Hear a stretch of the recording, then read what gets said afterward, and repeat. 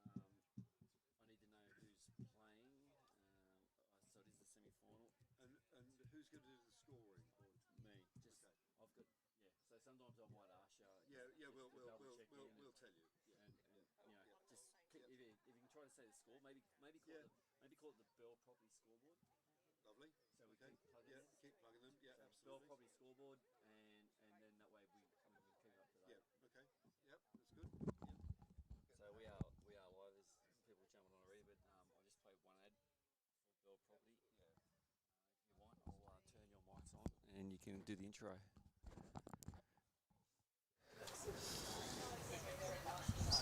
Well, good morning, everybody. Welcome to Manly. A little bit cloudy today. Chance of some rain, 28% chance of some rain, apparently. I'm Gareth Denyer, and I'm joined in the commentary booth by Malcolm Powers. Good morning, Malcolm. Good morning, Gareth. How are you? Well, I'm good. We had a pretty wet journey up here, but it's lovely to see the courts looking so green and perfect conditions, really, for playing croquet, aren't they? Yeah, it's looking really good.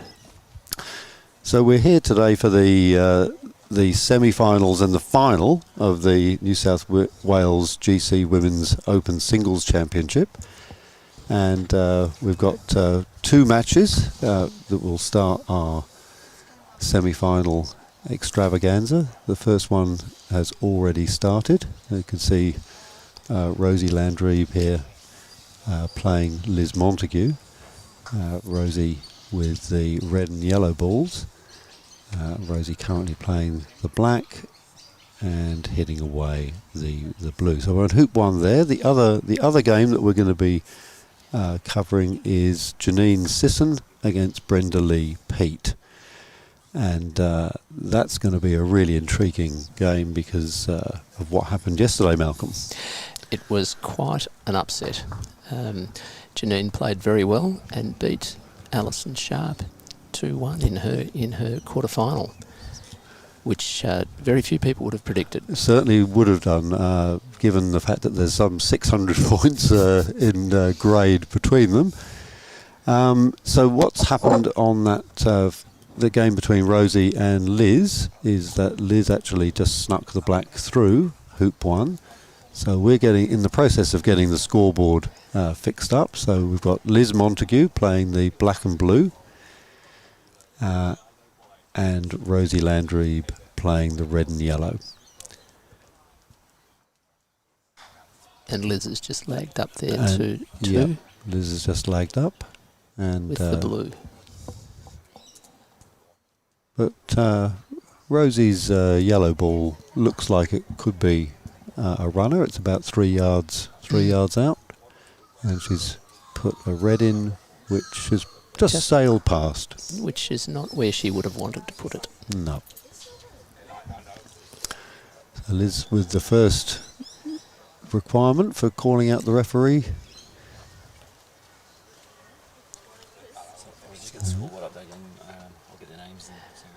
She seemed to play that very well. It was a hampered shot. It certainly was. Very easy to fault. So Rosie will probably take this hoop on. It's about 3 yards. We need to ask Liz to get out of the way, but we probably shouldn't do that.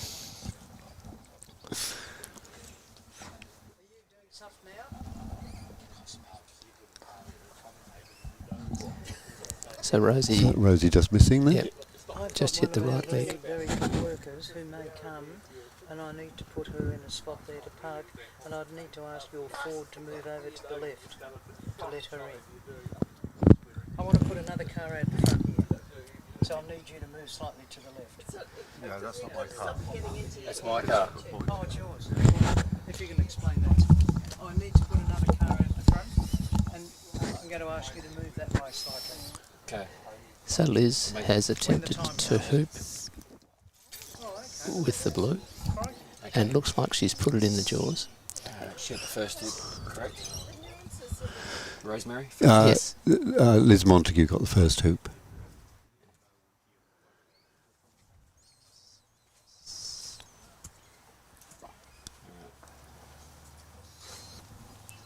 That's looking good. Just a slight distraction there. Yep.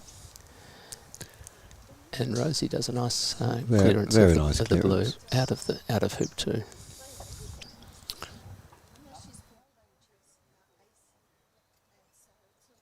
So very much an open contested hoop, this one. So Liz, probably no point in rolling up to the hoop here because of that red there, unless you can hide behind it. But she's Yep. going to shoot at it, and she just misses it. Just to the right, I think. Yeah. So Rosie now will probably take control of this hoop. A nice yellow in, and the impetus will be with her.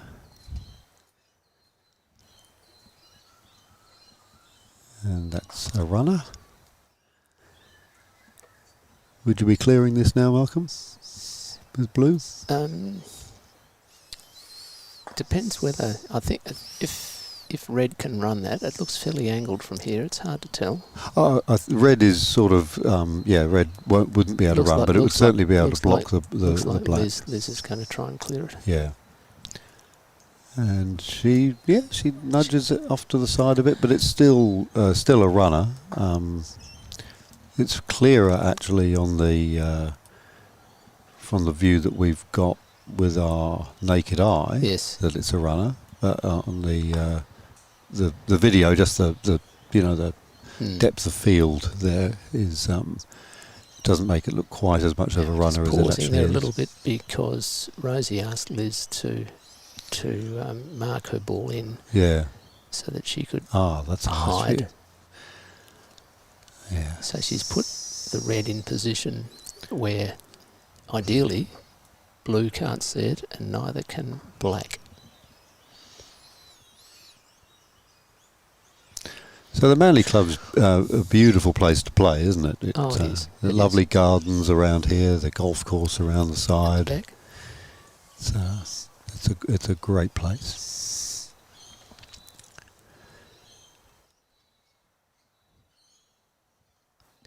So Liz is contemplating her options here. Black is on the boundary, so it's 7 yards north of hoop 2. Yeah, she presumably can't see the red.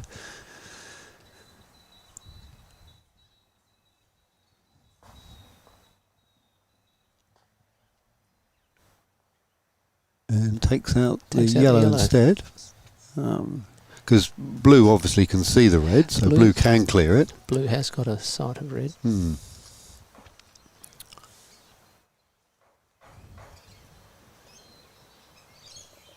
Rosie just putting another runner in. Another runner. Bit of insurance if blue clears red.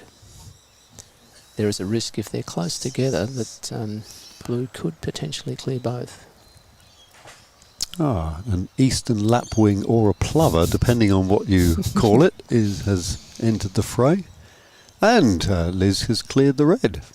Very nice. He's just got enough of a nudge on it. Now, I expect Rosie to smack this black all the way down to the south boundary. Looks like that's her intention.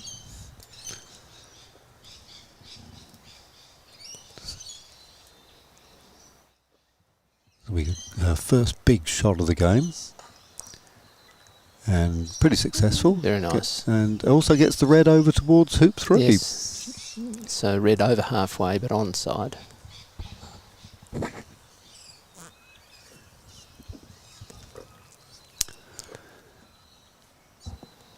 So we have a few people join the stream. No one's left any comments yet, but sure as the action develops over the next few hours, we'll get plenty of comment. Oh, Liz going for a long shot, and just coming off the right wire. Very close. Oh my word, that would have been an incredible winner from some 10 yards or so away. It was the right choice. It was a bit of a clearance, bit of a shot, wasn't it? It was what they call a bit of a double, and Rosie just tickles through, and it's 1-1. So on the Bell property scoreboard, we now have 1 apiece. 1 each. And this will be first over, but Rosie's got that rather nice red, which is, well, I suppose it hasn't really gone over that much, has it? It's still quite away from that 3, but that's a beautiful shot. Placement. Beautiful placement from 14 yards away.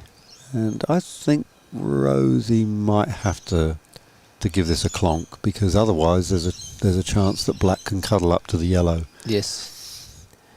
And also in going for the blue, if she misses, she doesn't really put herself right out of position. Good That's shot. A great shot. Great shot. Perfect, because it's even put the blue on the north boundary.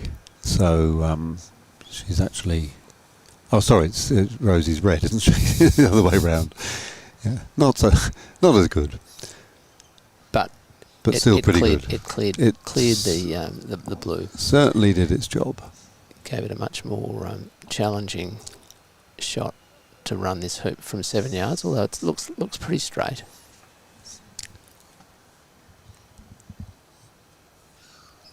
So both these players have represented New South Wales in the past. Both very, very experienced. Both of them also have represented or been in contention for representing the state at Association Croquet as well. So very experienced players.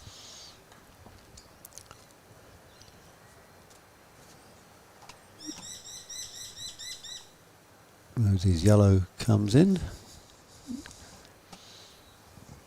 Looks quite easy for the black to clear. Yes. And I think red is on the... Red's on the eastern boundary. Boundary. Yeah. Yeah. Oh, actually it's in corner 3. Yeah. So Liz is probably going to decide to have a go at the hoop. That's certainly an option. Yeah. She's certainly swinging with a cadence that suggests that.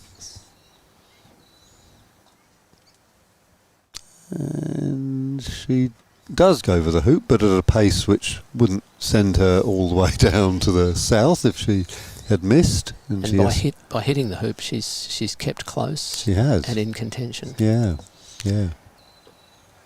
Now it looks like the second game is about to begin. Ah, right. So we're going to have another entry on the Bell property scoreboard. We don't yet know who's taking the green and brown or pink and white, but we'll discover that in a couple of minutes' time. Meanwhile, Liz clears the yellow. I don't know. I don't have a scoreboard for. We can't do both scoreboards. Oh, okay. So we can't do two scoreboards. We can only have one scoreboard. So we will. Just update it when you know. Can we have two scoreboards and just show one when required?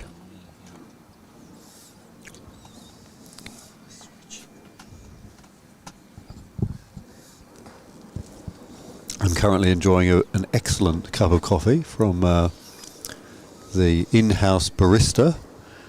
Shout out to Chris Lavina. You're not going to be able to follow both games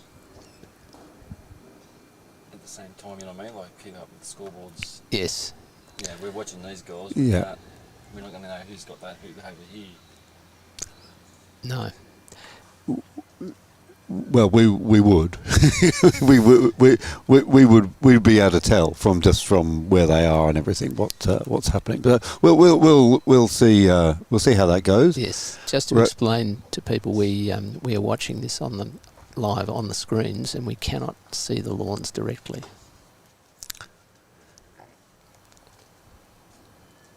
Anyway, Rosie had a crack at clearing the blue. It's all getting very tight around hoop 3.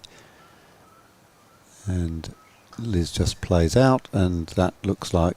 I don't know whether that's blocked yellow, but it's certainly, if it hasn't blocked yellow, I can imagine that it will be taking a right. Or Rosie's going to jump it. She's going to jump. She's going to jump. And a nice jump to get as well, Malcolm. Very nice. Because... Oh, she doesn't quite get it up. Well, she got the elevation, but not quite the accuracy. So she's knocked blue, but blue is in a very good position to clear the red to the south boundary. Bye red.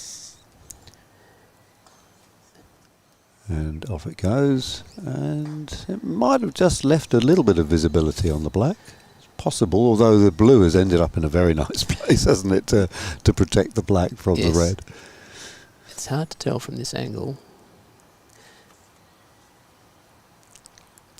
But if Rosie can see black, she will surely have a go. Or maybe if she can't, she will just play safe and go just beyond halfway, because she's currently over halfway. And that's what she's done. She's put the red in a position, presumably it's now onside. So that when black hoops, when Liz hoops... Yep. And Liz didn't make a massive effort to get down to the next hoop on that one. She just made sure of the hoop.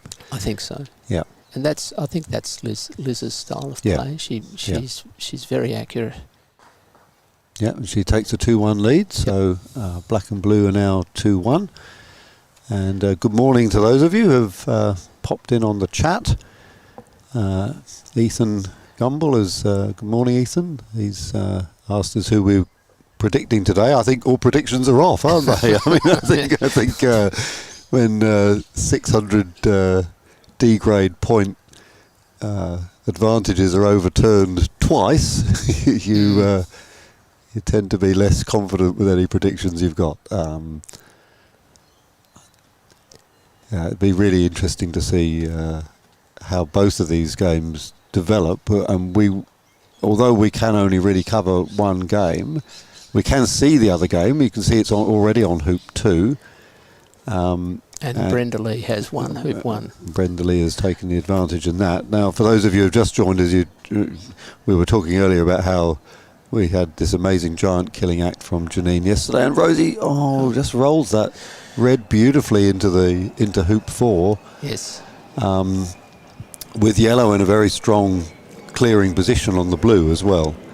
So a lot for Liz to think about here. I don't know. You'd probably have to try and clear the yellow, I think, Malcolm, wouldn't you? I think definitely. Yeah. Yellow is the danger ball for 2 reasons. Yellow presumably can see blue. Yes. But also, if yellow is there, yellow can peel, which is knock red through and deflect over to be onside for 5. So it's a big opportunity. And Rosie will see this opportunity here. Having a think, shall I? Because she can also get over to hoop 5 with the yellow by clearing the blue. She can. But she might hit the plover. The downside with that is that blue would still have a shot on red. And there we can see that angle. I think, Rosie is going to she's going to take the promote, peel and place. Yeah, that's beautiful. Takes the rush shot. Peel. And what a beautiful pace as well. Yes. I mean, we were talking earlier about how experienced Rosie is with AC, and of course that ability to rush a ball, to cut rush it, getting the weight right on the target ball is absolutely part of that. So And now that's- Rosie she's- takes a she's- 3-2 lead. Yeah, and when you do a promotion, it's very easy to play the wrong ball. Rosie was about to play the yellow. She's now playing the correct ball, the red, 3-2. and it's Oh, sorry. I'm sorry. It's 2-all. Sorry, my mistake. It's 2-all. Getting ahead of myself.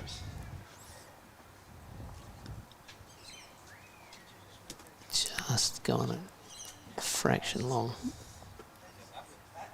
Which means I think Rosie might actually shoot with the yellow at the hoop now. She might have an in off there. I think. With yellow.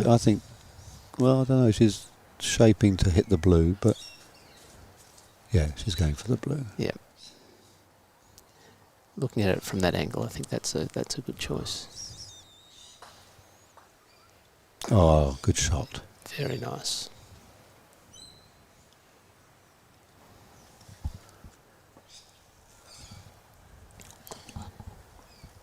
So Rosie's playing a good strategic game here, keeping her opponent well away from the hoop. And by clearing near the centre of the ball, she's kept her own yellow close to hoop 5.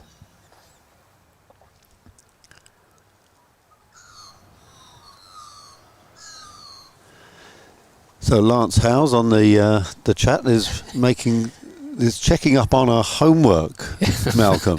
And the dog ate mine. Yeah, yeah. But I'm relying on you. He's asking us have any of our semi-finalists won the championship before. That's a very good question, Lance. I don't know whether Rose. The only one that I think would have done would be Rosie. Yes. And so I'll have to check up on that. We'll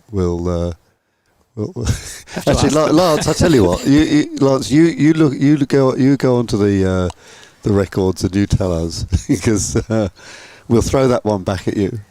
And Gary Phipps is off watching from Western Australia, presumably. Up early, Gary. Yeah, very early. Yeah, and thanks, Elizabeth, for your good wishes. It really is an amazing thing to have these things live streamed. Yes. I mean, very grateful to Boyd for his continued interest in providing this for us, and also to Croquet New South Wales for investing in it, because it is a fantastic thing, not only for the entertainment that it's going to provide many of you today.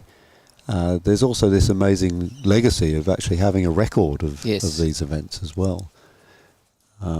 Something great to look back on, and fantastic for coaching. I know that a lot of people at our clubs, Marrickville, Exeter, Sutherland, really appreciate being able to watch these things and learn from what they see. And occasionally from what people like Malcolm might say about it. So it's a very tight battle for hoop 5. Yeah, it's turned into a contest for hoop 5. I thought earlier, Rosie having done the rush peel at hoop 4 and having the yellow and a hoop running position, I thought she might have tried to go for the hoop, but she went for the clearance instead. She did. And that turned it into a rotational battle. Yes. And Liz has cleared the red, but in doing so has put her blue a long way away. Long way away. But okay, so Rosie just got about a 5-yarder here to clear the black. She could go for the hoop. But that's a riskier option. Could be an in-off. Oh, nearly an in-off the other way round. But she's cleared the black past the hoop and is maintaining an element of control over She is. She's got her yellow in the dominant position and the red in a clearing position. Yes. So wherever Liz puts this black ball, it's not going to feel comfortable. No. That's not where you want to be. It's on the wrong side and gives a wonderful opportunity for yellow to hide behind the hoop, put herself in a good hooping position. Yeah. And blue's got a long long clearance from the eastern boundary, Yeah. which are all very missable. So one thing that the people whose skills are just developing, still developing, will find it really useful to see is how these players leave a ball that is stuck against a wire where it is. Often in developing club play, you see people thinking, "Oh, there's a ball on the wire. Better hit that away." It's near the hoop. I better get rid of it. Yeah. So we won't see Rosie falling into that trap. In the foreground here, playing the pink, is Janine Sisson, who's playing in the other semi-final.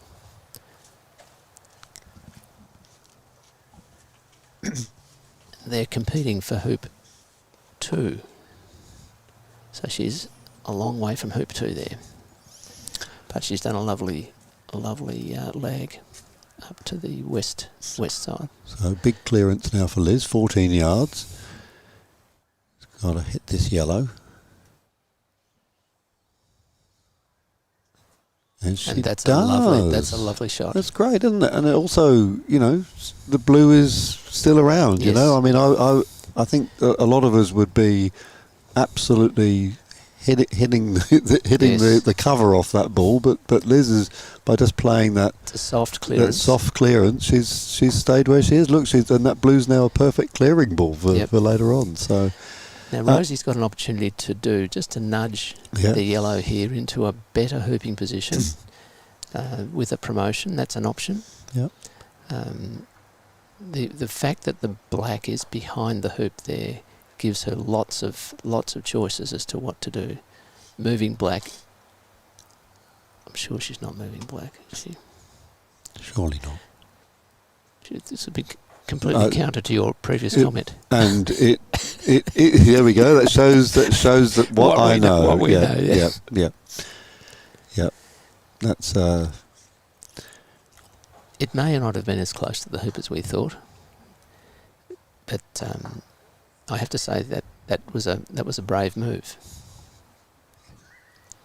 So Gary has asked about the lawn speed. It's a beautiful surface. It's been cut pretty low, but because it's so wet today, I'd say around about 11 in terms of plumbers.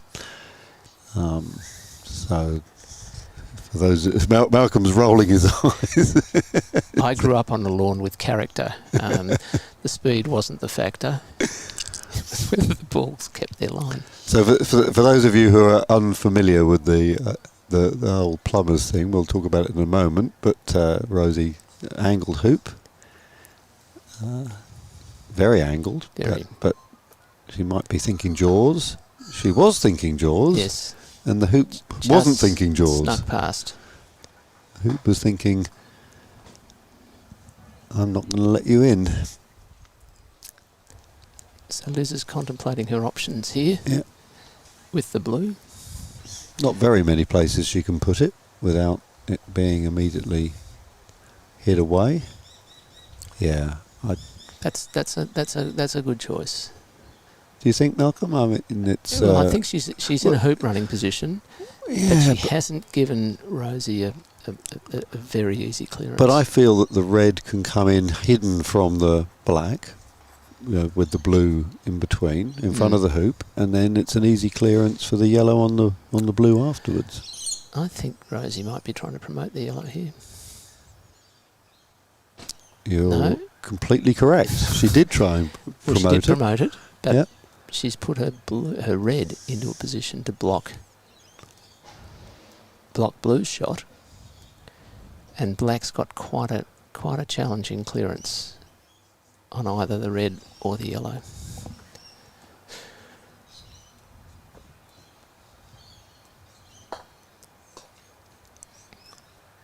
Now, another thing we need to find out is whether these games are timed or not.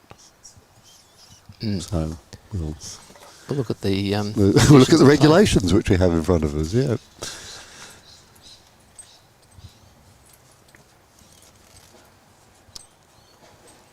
Okay, best of 3 game matches with cumulative time. Cumulative time. Of 70, 65 and 60 minutes. 70, 65 and 60 minutes. Okay, so the first game is set. So just remind me, Malcolm, what that means. So after 70 minutes in the first game, does play stop after 70 minutes?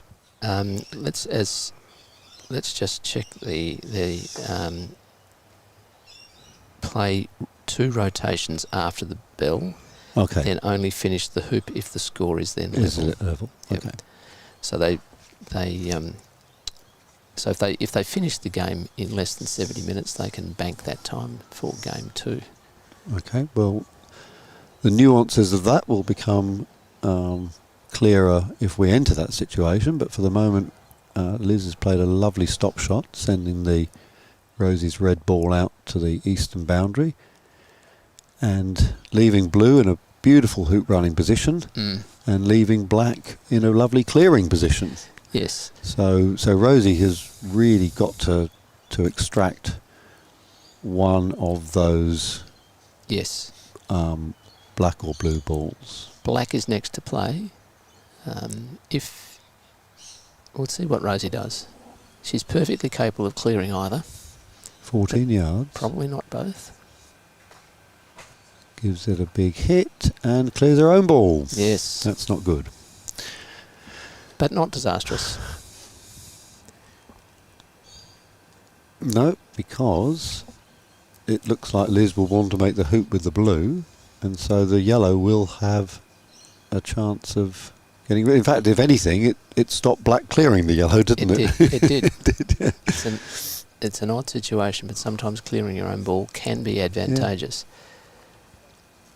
So Liz going for the block there, trying to achieve more than one positive outcome with the shot, putting black in a hoop running position, which also has a run down to hoop 6, but also blocking from yellow. Bit hard to tell from this angle whether she's achieved that. It looks like a good block from here, like doesn't it, Malcolm? Yeah, it does look really good. And Rosie picks off the black, but is unable to extricate the blue. Yep. And so Liz's block was fantastic. She just has to complete the job. So the thing that really led to this was that beautiful stop shot she played on the red.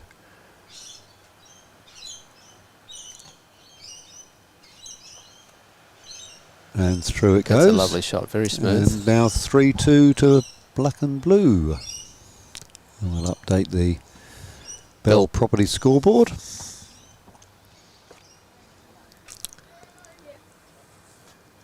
Oh, beautiful lag from Rosie.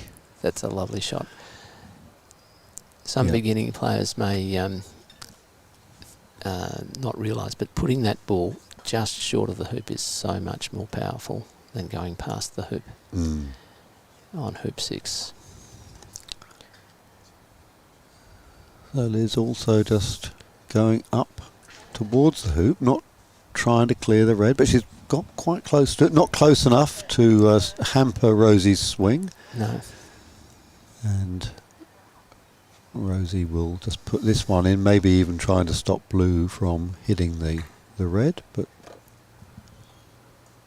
no, she's gone in close. Gone in close. Okay, well that's all right because the red has got a beautiful stop shot opportunity on the black. So a lot for Liz to think about here. She's got to get the red, really, hasn't she? Probably. The red can run it. Oh, she goes for the hoop. Ooh, that was close. Just pinged off the right wire. Whoa. That's the second time she's done that. She did that on hoop 2. She had the long 10-yarder on hoop 2, and now, watch this stop shot. Ka-chunk. Off goes that black towards corner 4. And Rosie's looking at it very carefully. It's on the southern boundary.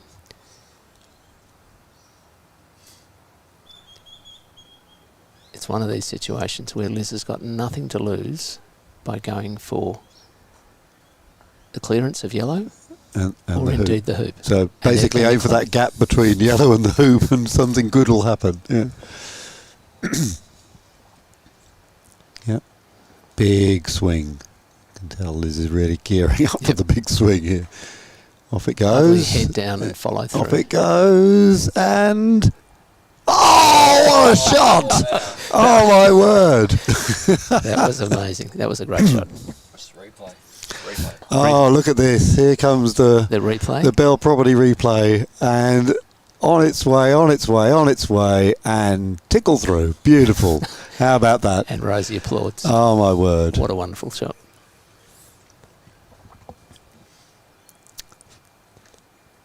So Liz takes a 4-2 lead, and they're heading across to hoop 7. Yeah, that last Sorry, shot of Liz's. Liz takes a 4-2 lead. I think I said Rosie. That's what you'd call, in tennis terms, a winner. Mm. They win your big games. They certainly do. And it's, I mean, Rosie played it perfectly. I mean, it couldn't have been a better stop shot. If you looked at where Liz's ball ended up on the south boundary, it was literally an inch over the line. Yes. So it couldn't have been paced better from 21 yards or so, you know. And yet she ends up losing the hoop. It's no justice. So another clearance required from Liz now. And she puts it wide. So now the question is, does Rosie play to hit this blue away, given that red has got the slightly easier shot?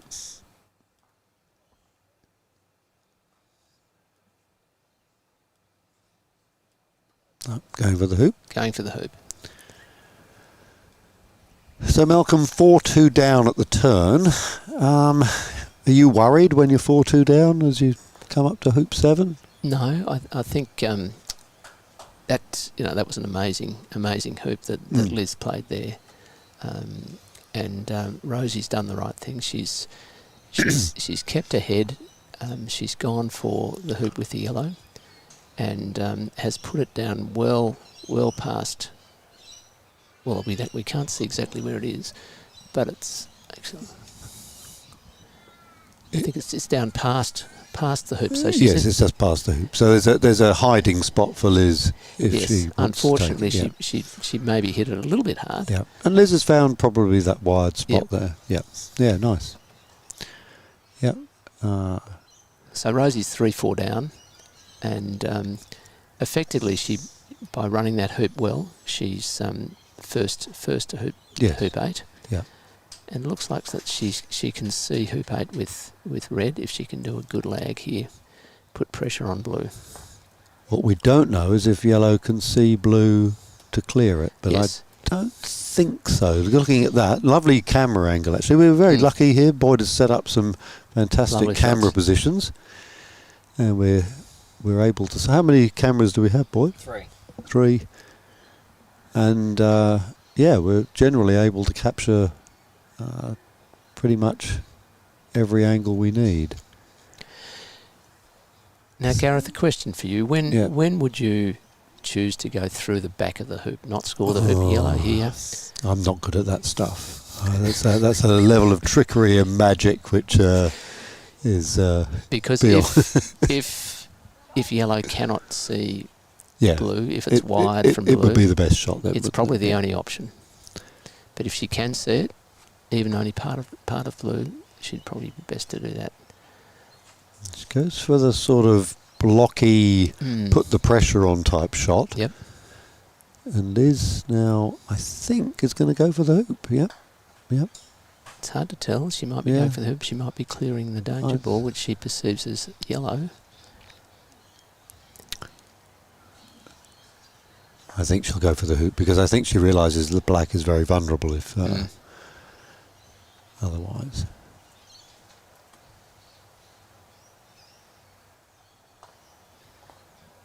Oh, great that's hoop. a lovely shot. 5-3 lead. 5-3 to Liz.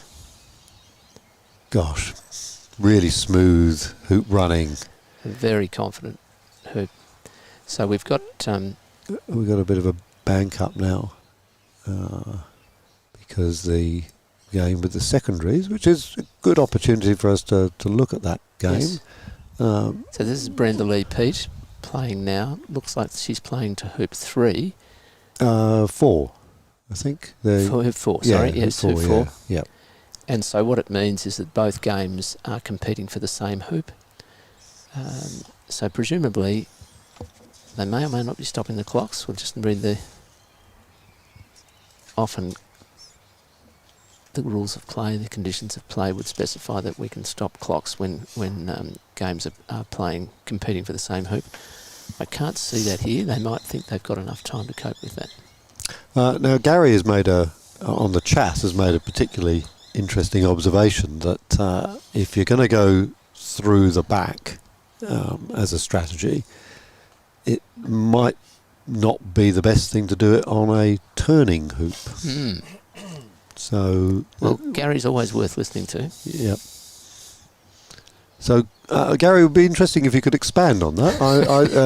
So what you're saying is that there are occasions when it's okay to try that as an option, but that particular odd or even numbered hoops or hoops that represent a turn rather than a straight up and down, there may be a preference one way or the other. So essentially we're talking about the even numbered hoops.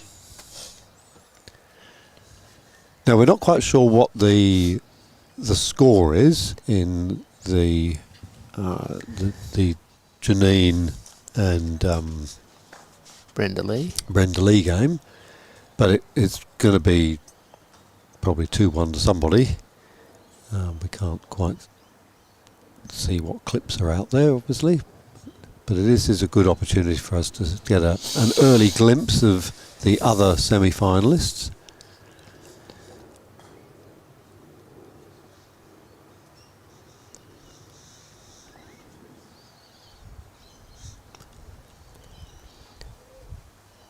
So Brenda Lee puts a lovely placement ball there with the brown. And Gary has just come back and said, look, the key thing is if you're going to get stuck in a hoop, yes, you don't want to be stuck on one where you can't play across afterwards. I mean, if you get stuck in the middle of the jaws on one that you can go up and keep the line to the next hoop, yes, it's not so bad. Oh, and Janine goes in on an angle into the hoop, and that gives Brenda Lee something to think about now.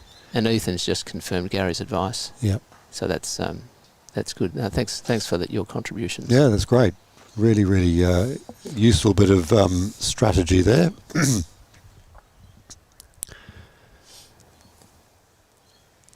So Brenda Lee looking to get rid of the pink, and sort of does.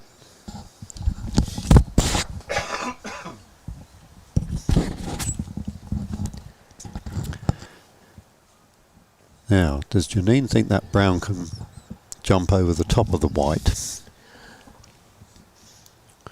I think she probably does, and she's also got an opportunity here in clearing the brown to take it out of a jumping position, and potentially to get her pink on side for the next hoop. Yeah, nice. So brown is now moved to right in front of hoop 5, but really has to play back. Yeah.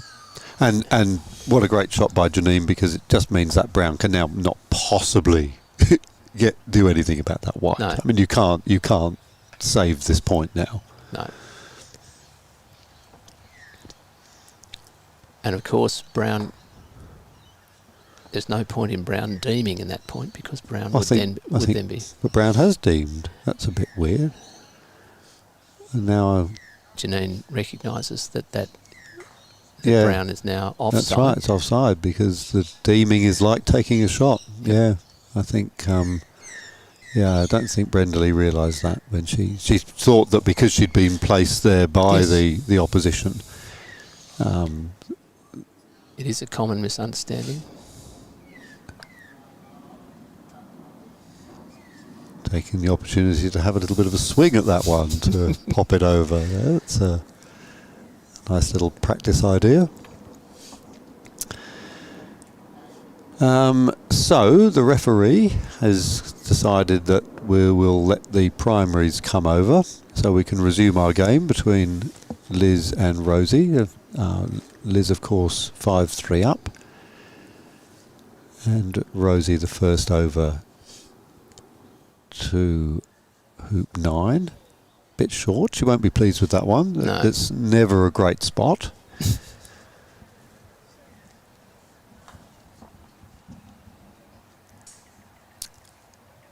And Liz not fully capitalising on the short red.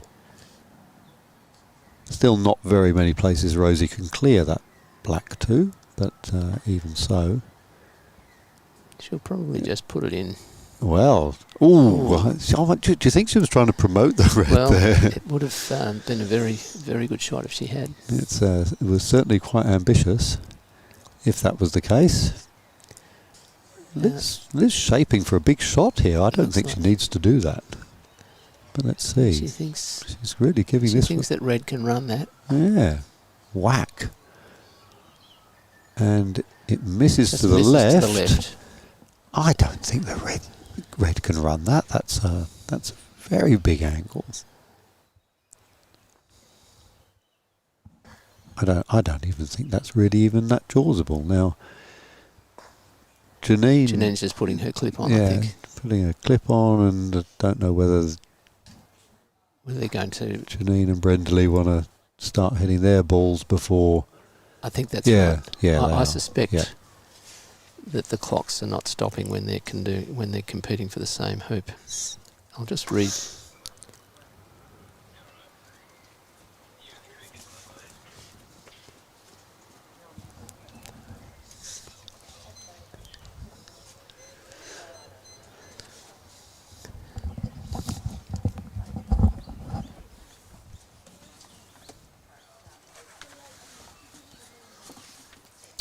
So we're just waiting for the primaries and secondaries to resolve their little interruptions.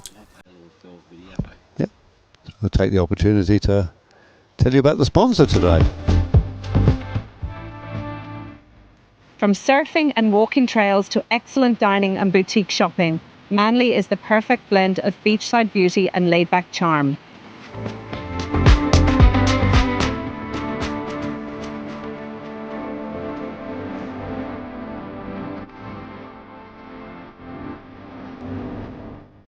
I'm Karen Buckley from Bell Property. Come and explore what makes this coastal gem so special.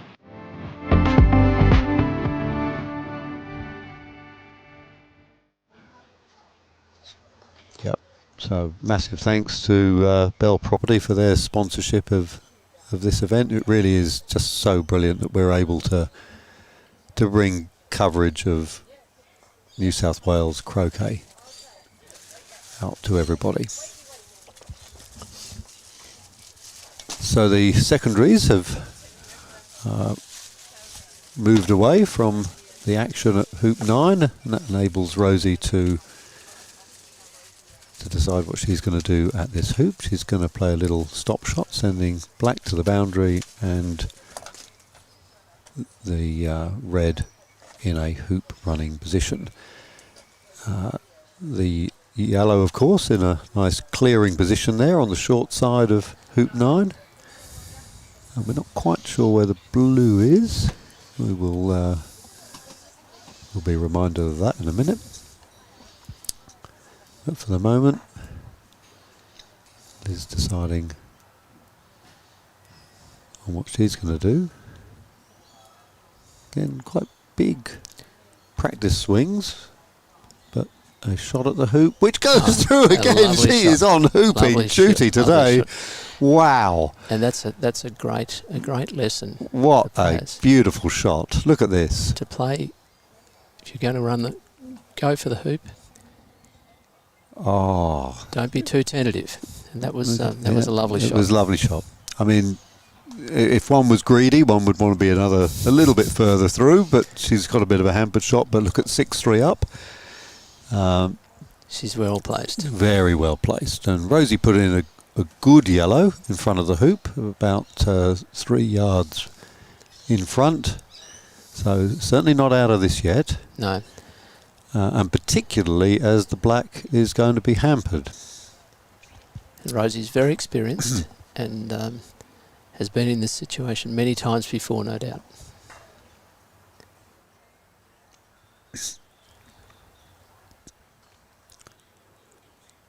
Well, not as hampered as I thought. Managed to pop it out. Now Malcolm at 6-3 down. Okay, so you make this hoop, you're 6-4. You're starting to think at this stage, I can't just make this hoop and get into that, or, you know, do I have to try and do something special here? Well, I think just exchanging hoops is not going to work. But you would need to run the hoops that are there. Yes, yeah. So having decided to run the hoop now, so we've already seen Liz make 3 brilliant, smooth, long hoops. This is her chance to make a 4th and win the first game. She'd be feeling very confident having made the other ones, and just jiggles around in the jaws and offers Rosie. So we're having a bit of a shooting match here. Yes. Now, Rosie, I think, would be trying to run this hoop cleanly rather than off the blue. Yep. Oh, and again spins out. Very close. And again, we're going to have another hoop. So we're going to have four hoop running shots all in a row.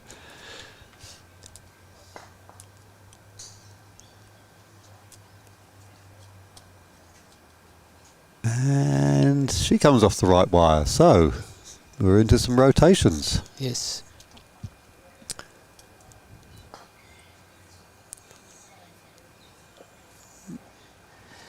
So it looks like Rosie is shaping up to clear the blue. Yeah, clear the blue with a little stop shot.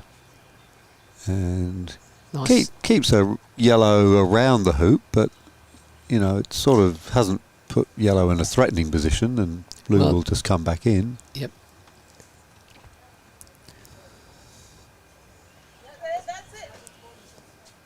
And there it comes. And it might be going again. So that's a lovely centre ball clearance. Yep. So you can see that Rosie's just positioning herself, trying to maintain control of the hoop here. Liz could opt to just set up with the black, but in doing so would give yellow a relatively easy clearance. So it looks like she's opting to clear the danger ball, not the next ball to play, the red, which is in a hooping position. And that's a nice soft clearance.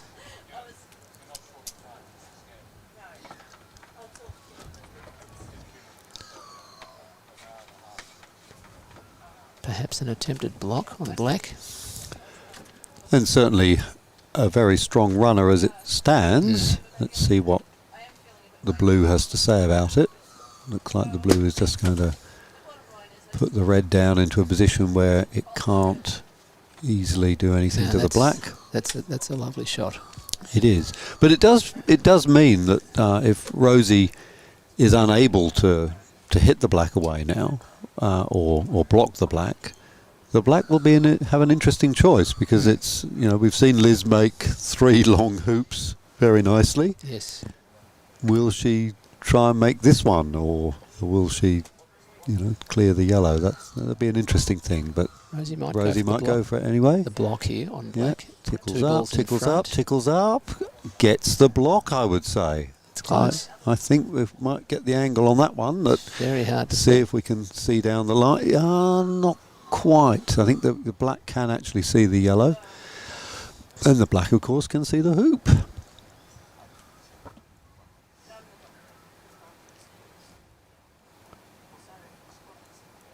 And takes the hoop, takes the first game. Well done. Well, that was a masterclass in hoop making. It was. 4 really, really strong hoop runs. And very smooth. It's a very smooth stroke. Yeah. And the other thing we learnt there about Liz's play, if we hadn't seen it before, is she loves the the slow paced clearance that is just going to knock her opponent out of position but keep her ball in the action. In the action, exactly.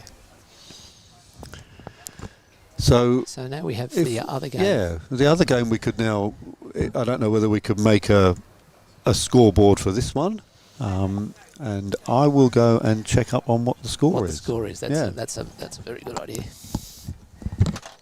So do we know the colours? Yes, so we have Brenda Lee, Pete, is playing brown and, looks like she's playing brown and green. So it's brown playing now, and Janine Sisson is playing pink and white. So Brenda Lee clears the white with the brown. So white has a long clearance ahead if she's going to prevent green from attempting this hoop. I'll just leave the screen on that angle just so I can fix the scoreboard up. Yep.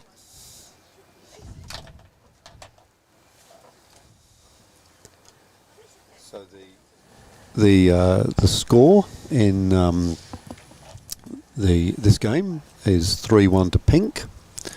3-1 to pink and white. And so that's Janine. That's Janine. Is 3-1 up. But green is well placed to run hoop 5 if white doesn't clear it. And white didn't clear it. Yep. So Brenda Lee with a chance. So I think we might continue following this game. Yes. If that's all right, Boyd. Yep. We know that Liz won the first game of. Well, they may delay the start of that their second game. They might do.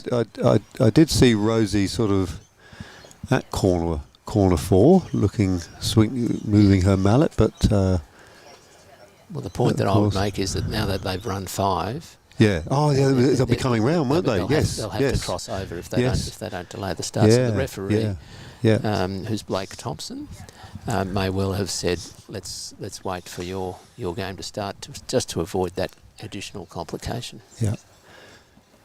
So Boyd, it's now 3-2 the score on the Bell Property scoreboard. So Brenda Lee is 2, Janine Sisson is 3. And I'm very impressed that Boyd has the pink, white, green and brown little spots ready. Nice. Doing a great job. Nice touch. Oh, look at that. In the jaws. In the jaws. That wow. puts a lot of pressure on. It certainly does. At what point would you concede this hoop, Gareth? So where am I with my white ball? I think it looks like Janine's conceding this one straight away. She's looking to pump this one up to the north boundary, I think, on the off, yes. the halfway marker. Yep. She's had enough of that, and elected to put her ball up there. And so Brenda Lee now, I don't know whether she knows what Janine's jump shot is like. Yes. That would be the only thing that would be. It's a 3 to 4 yard jump, it would appear. Oh, that's almost brilliant, isn't it? To tickle up behind would like that. Prevent that option.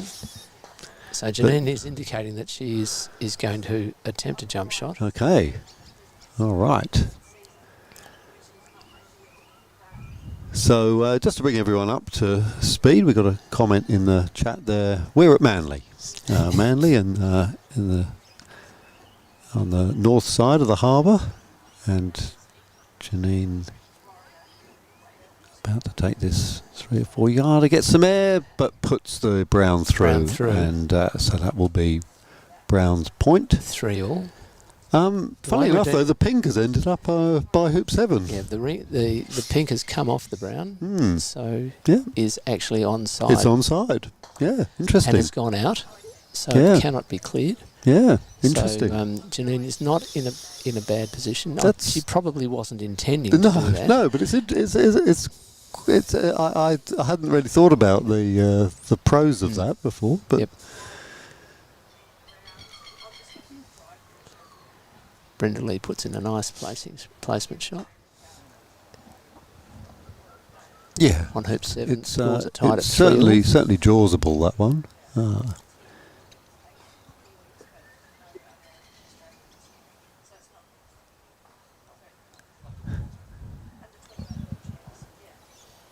And Malcolm was absolutely right. They're not going to start the second game in the other semi-final until these players have cleared hoop 8. Yes.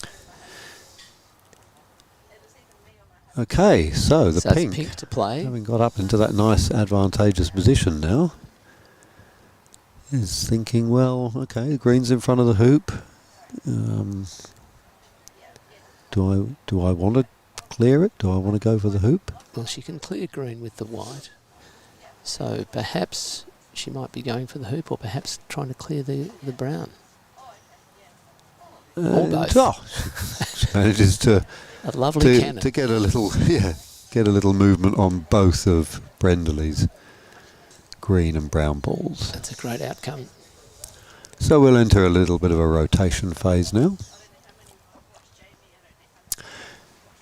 Now, for those of you who have just joined us or haven't been following how the players got here, you might not be aware that Janine committed a huge act of giant killing yesterday by beating Alison Sharp in a best of 3, and really an incredible achievement, because their D grade points are separated by some 600 points, which means that in any game between Alison and Janine, Alison would have about a 95% chance of expectation of winning the game. It's a big upset. So for Janine to win 2 of those games is absolutely amazing. So good on her for getting herself to this game, and it just shows all of you who are thinking about entering competitions and thinking, oh, I wouldn't be good enough, I get beaten too much.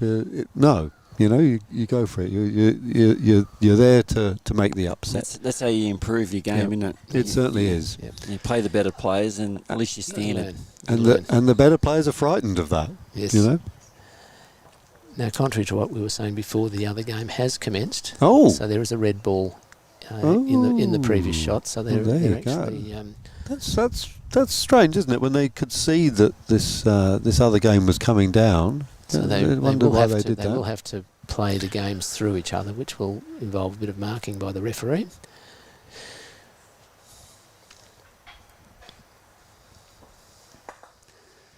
So do you want to stay with this game, or do you want to go to? Oh no, we'll stay with this game. I think this is a game in progress. It's like we're sort of picking up a mini game, really. We're picking up the end game.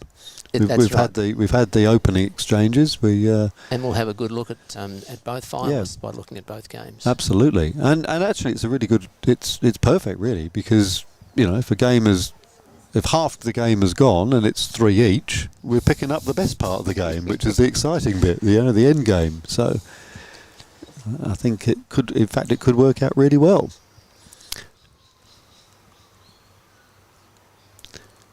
Yeah, a comment in the chat there from Steve. Yeah, a very good point. It does look very English with the lush green lawn and the flower beds and the overcast weather. But so you could be forgiven for thinking it was from Hurlingham, but no, it's Manly, and it is. I can say it's having been to Hurlingham, I'd prefer to be at Manly with its beautiful clubhouse, lovely atmosphere.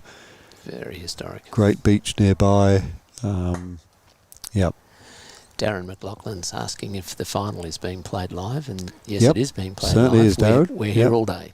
So the winner of this semi-final will play the winner of the other semi-final. So that's why we're staying with this game, because one of these two will be in the final, and either Rosie or Liz will be their opponent. Okay, the pink missing the brown, and that gives the brown a good chance of making this hoop and making it well as well. Well, we'll see whether Brenda Lee can get.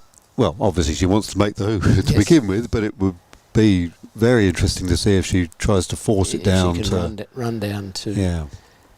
to hoop 8, which is hoop 1 for the other game.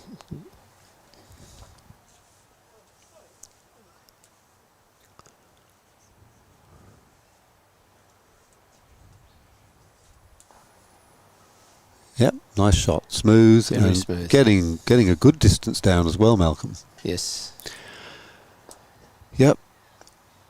And So now Blake will have a bit of work Yep. ahead of him here. Blake will have to decide which balls he all gets marked and everything. While they swap over from So 1 to 8 and 1 to 2 and 7 to 8. So and the secondary balls are playing down to 8.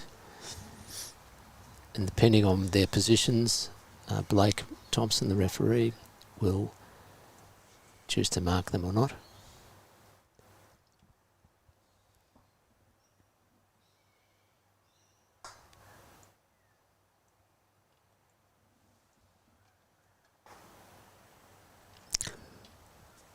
I think when all this marking happens, it might be another. Oh, lovely shot in front, but that white is very threatening. Yes. Yeah, it might be another opportunity to give our sponsor a bit of a shout out, and it'd certainly be great if those of you who are watching can share this fantastic coverage on your social media. So So Janine is playing down, and she's asked for the red ball to be marked. The red is not part of this game. You can see Blake replacing the red, having marked it. now it'll be very interesting to see what Brenda Lee does with the brown ball here, because obviously if the brown can get rid of the white, Yes. it would be incredibly powerful. But I don't think she will try that. Let's wait and see. Let's wait and see. Predictions. Yeah, no, well, Fraught. predictions are all out the window. But it would appear that the other game, Liz, is playing the blue up.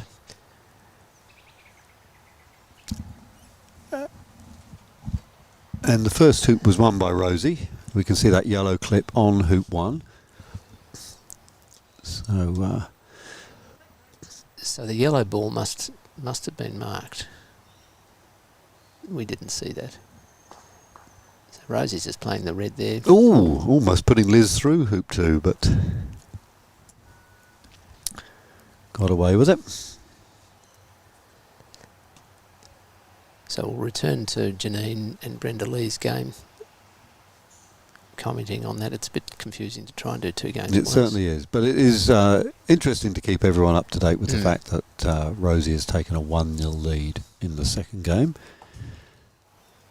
And there we go, the primaries are out of our way now, so back on here, and now this little thing for Brenda Lee to think about. You know, the white is clearly going to get rid of the green next turn. Does she clear it? Does she clear the white? Does she try and block it?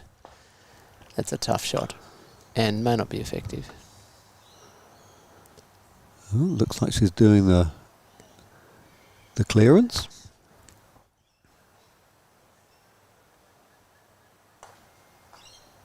Great shot. That's a good shot. Great shot. Absolutely middle ball. I don't think that the white is going to be able to see the green here. I'm not so sure about that. I think white will be able to see green, but you're right, it's Malcolm. it's a 7-yard, Yeah. 7-yard clearance. Okay. And Janine, by all accounts, was hitting these very consistently yesterday. We weren't here to watch. But we heard about it, didn't we? Mhm. Yes. Okay. Big shot for Janine here.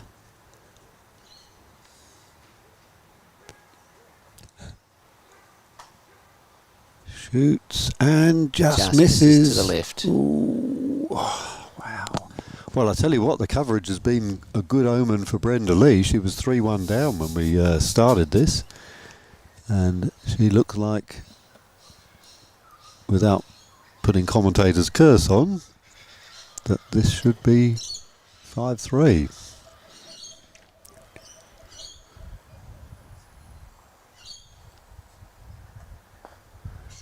And there we go. Through very nicely.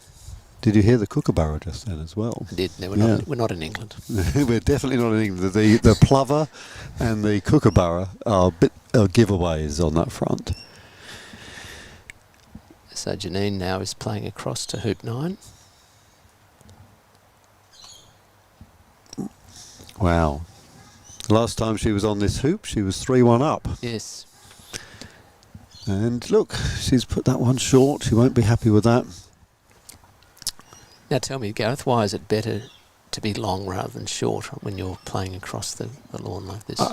Because if you're on the right-hand side of that hoop, any clearance that you do will be towards the longer area. Yep. I thought it was Lance asking the questions this morning. He hasn't got back to us with the answer, has he? On his behalf.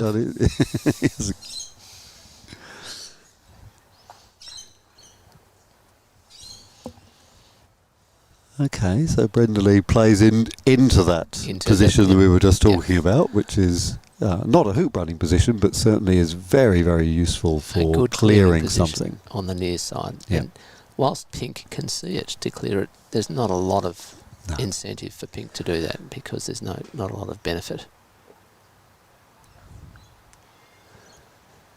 So Janine now plays the white. What a lovely shot with the lavender or whatever that plant is Yes. there, sort of framing the view.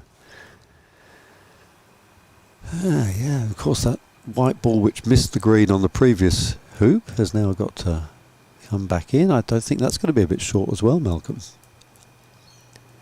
It is a little short.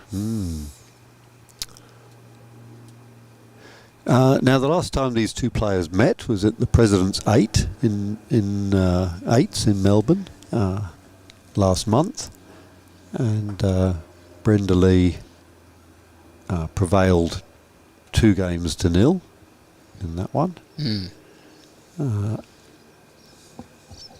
Their rankings are pretty similar. Not very many points separate them, and as we've seen, these things can be a little irrelevant anyway when huge disparities can be overturned. And Janine looked like she was attempting to jaw. She was. It was an ambitious attempt. It was a very, very, very tight angle, and the hoop was having none of that.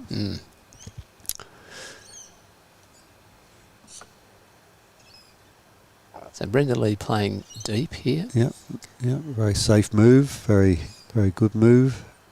Hoop running position. Hoop running position, but not giving away an easy clearance.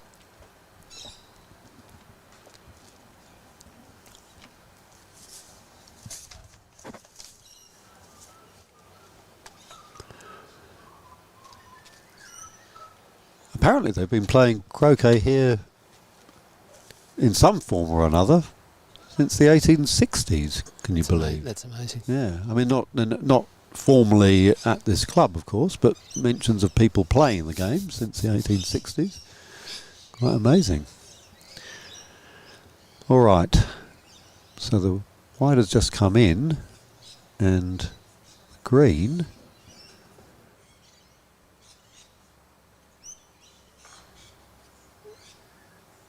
is clearing the pink and ending up, I think, Certainly in a good position. If there's another angle we can see that on, it would be is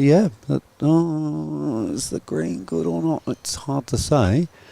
Certainly the brown is all over the white there for a clearance. Well, it's deceptive, isn't it? Because when you look at it there, it looks like it's only about a yard. When you look at it from there, it looks like it's suddenly a 3-yard clearance. Yes. It's sort of a very, very different proposition.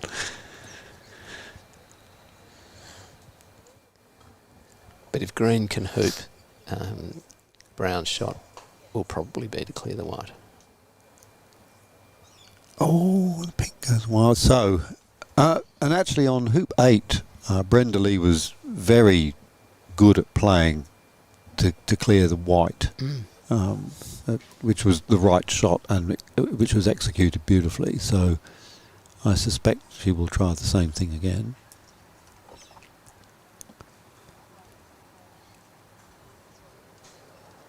Oh, well, that's an interesting shot. It's not a disaster. It's certainly not a disaster.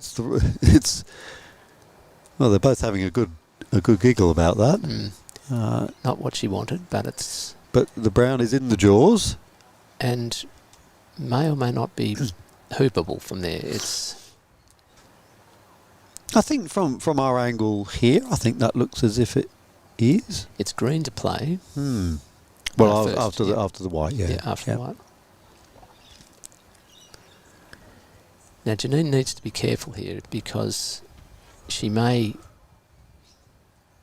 in going to clear either green or brown, she might knock the hoop and the vibration will simply knock the brown into a better position. So, yep, there's a danger here. Yep.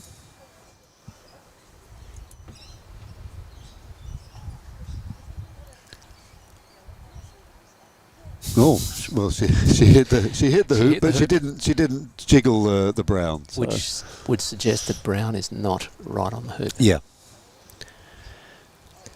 Now, block on pink, or is she going to try and nudge the brown even further into the hoop? Either's an option. Block. Block.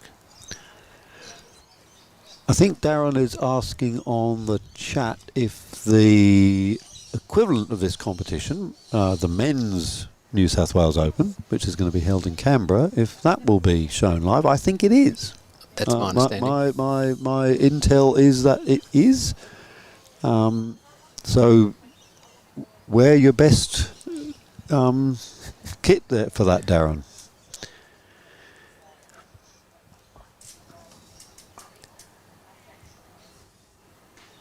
Okay, Brenda Lee has a shot. Blake Thompson is having a good look as referee. He may well choose to mark this because it's a hampered shot and there are all sorts of faults that are potentially going to occur. So in marking the ball, if Brenda Lee does commit a fault, Blake can put the ball back.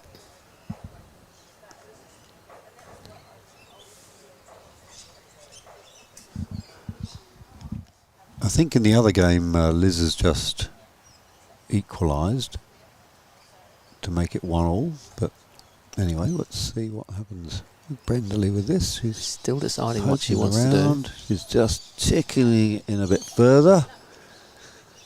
And will Janine be able to get that out? Looks like Blake's called it clean.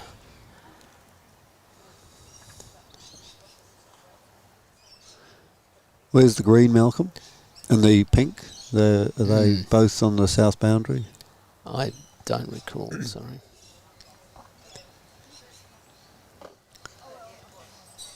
Okay. Oh, there they are, over on the west. So, big shot. Oh, lovely shot. Yes. Wow. Got the edge of it nicely. Yeah, and really, well out. really nice shot. Really got some distance on the brown. Although brown is still in a hoop running position. It is, and green is the first to play.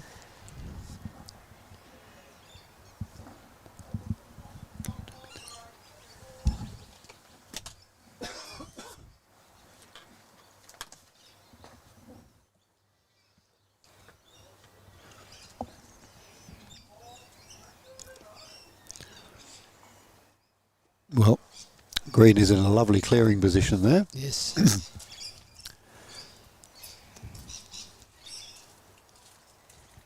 So Janine comes into a hoop running position, and if she can block brown, it's a bonus. It's a bit hard to tell whether Brenda Lee is shaping to attempt the hoop or a clearance. No, just it's lagging up. Lagging up and imagining that she'll be clearing the pink with the green. Yep. Yeah, so tricky for Janine here because that's the threat. green clearing pink and Yes. brown taking the hoop. And she thinks, well, okay, I'll just make it difficult. I'll just come in. Oh, and block the brown beautifully. That's a lovely shot. Really good. Really good. Completely changes the dynamic.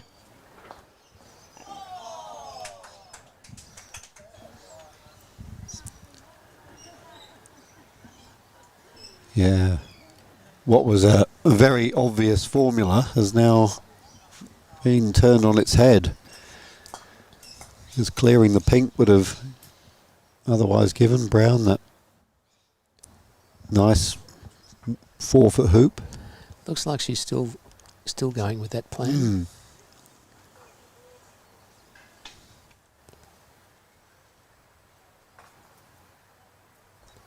Yep. She's moved pink a reasonable distance, but pink now has a clearance on brown, which would then leave white in a position to run this hoop. If Janine succeeds in clearing brown.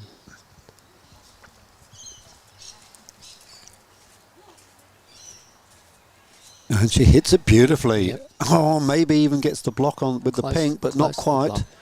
But the main Wow. thing is that she's left What a turnaround, Yeah, Malcolm. the- I mean, we the shift yeah, in control of just the that- hoop is just that- swapped. yeah, and it was just that careful placement of the ball from Janine that has brought this about.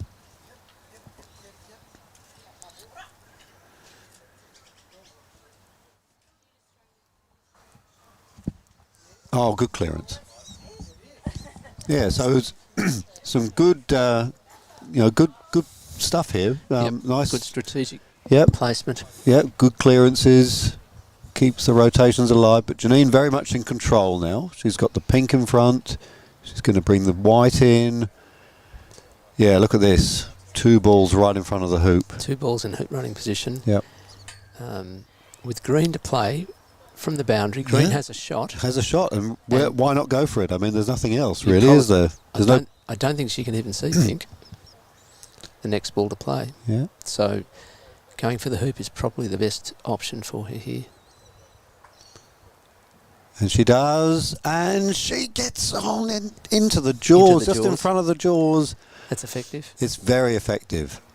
Very effective. And it's jump time.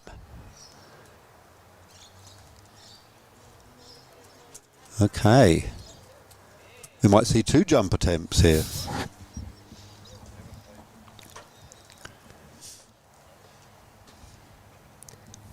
She's certainly shaping as if to jump.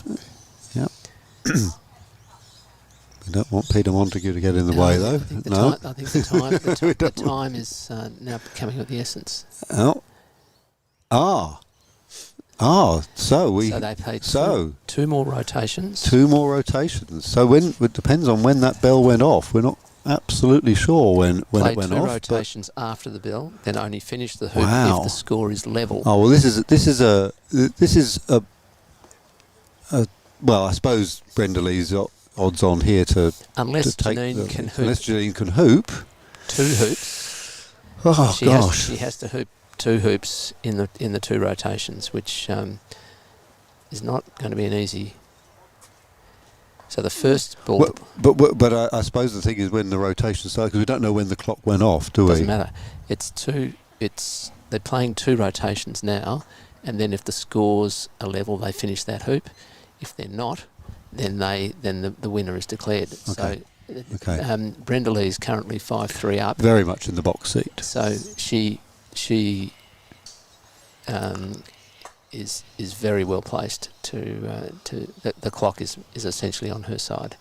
If the scores were 4-all, it would be a very different situation.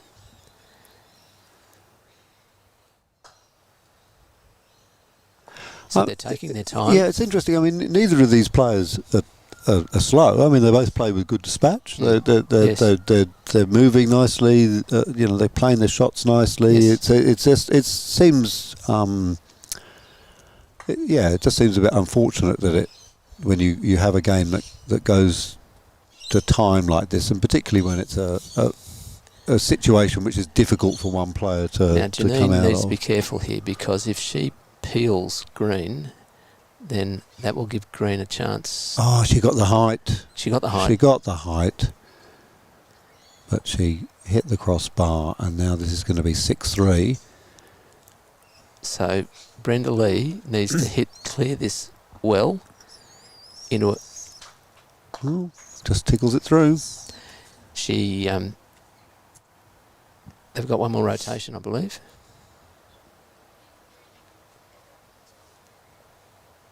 Blake is going to mark down the green because the other pair are competing for the same hoop in a different direction.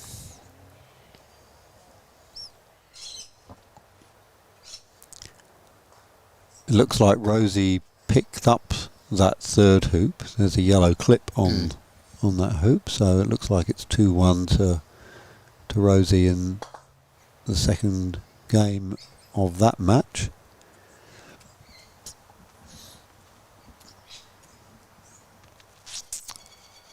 And it also looks like the Janine Brenda Lee game will be over in a couple of minutes, so we'll actually pick up the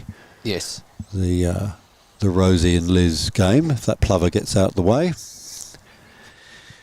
They're pretty quick when a ball's coming. They're very territorial though. They normally go around in pairs, don't they? There's normally a pair of them acting rather assertively on the lawn.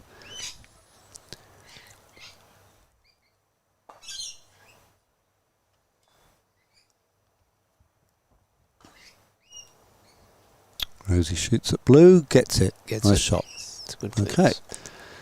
So now they've had their various turns at their hoop 4. Will allow Janine and Brenda Lee to get going again. Well, there's just one rotation. One rotation. So green ran the hoop. And I think pink was the... So this will be pink's last shot. So Janine... but it's... I mean, how can she possibly bring this back, Malcolm? I mean, if she's only got one shot, she's 3 hoops behind. How's that going to work? She's not going to. Yeah, I'm not... No, I've misunderstood, misrepresented the situation. I'm not quite sure why they're playing the last rotation, to be honest. Yeah, it does seem a bit pointless. Do you want to go and follow the other game now? Yeah. We'll Back I to think the we'll confirm. We'll confirm. We'll confirm the ending of this one. The secondary game is about to be timed out. But we can't see any way back for Janine here. The time has been called and rotations have happened, and we think green is the last. Oh, White had a good go at making that, but we think that's the end of it. We could end up looking a bit silly if they carry on.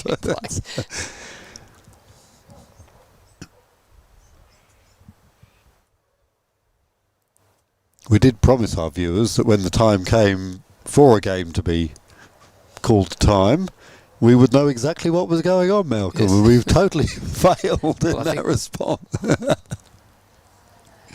Now, we think that's the end of the secondary game. Yes, they're going to collect their clip. So that was all a bit strange. That little dance at the end there. I don't know why they did that. That's a win to Brenda Lee.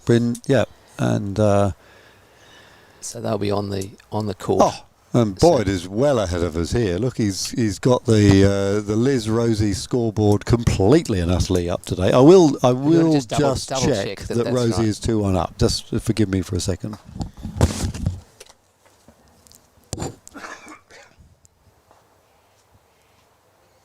So Liz looks like she's attempting to run hoop 4 with black.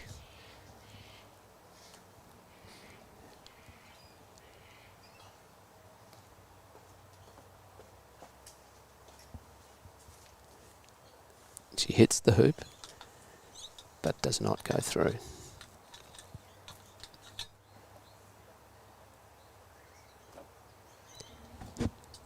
So yellow to play, and Rosie's looking very closely at the position of the balls,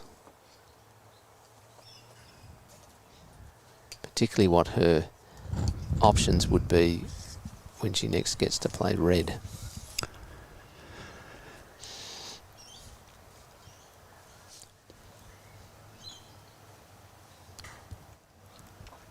Rosie not choosing to take relief like everybody else does from the boundary there. Tickles it in and beautifully clonks that's very classy.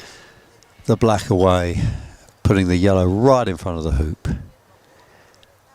And red with a tasty looking clearance on the black, but let's see what blue has to say about everything.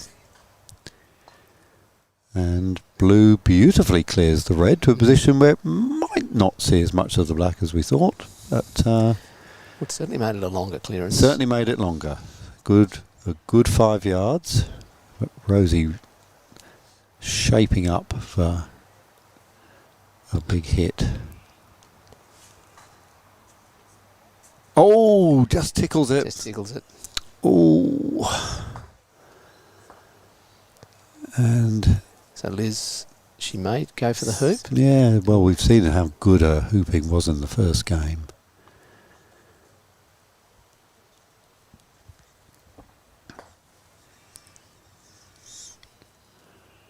And through she goes for 2-all. Well, so in the last game that we watched between Brenda Lee and Janine, we were not good news for Janine, were we? Because we didn't see her make a single hoop. She was 3-1 up when we joined, and she lost 6-3. She lost 6-3. It's I hope we're not responsible for that. It was a good battle. Good battle.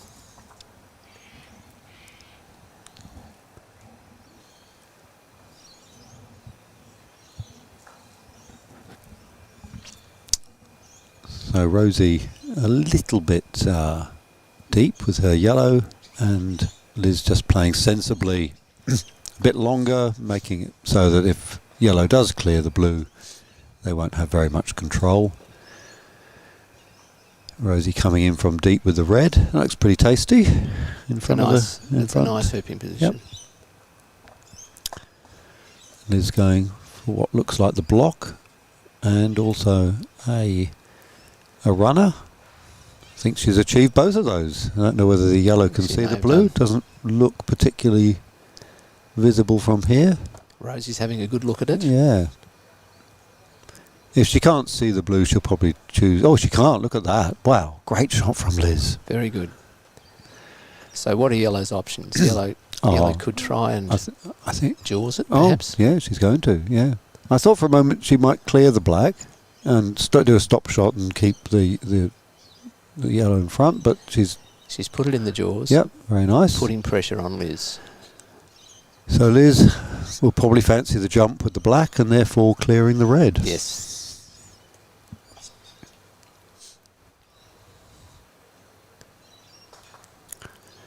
Off it goes towards the south boundary.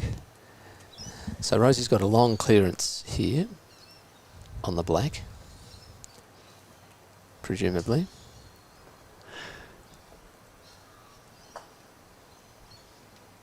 No, she's just playing in. Yeah. And okay, so Liz, his option is really only the jump now, which she played for. Yes. That's what the rotations are all about. Rosie might have been trying to peel that, knock the yellow through. Although she played it fairly softly. Yep, Liz has got a nice jump shot.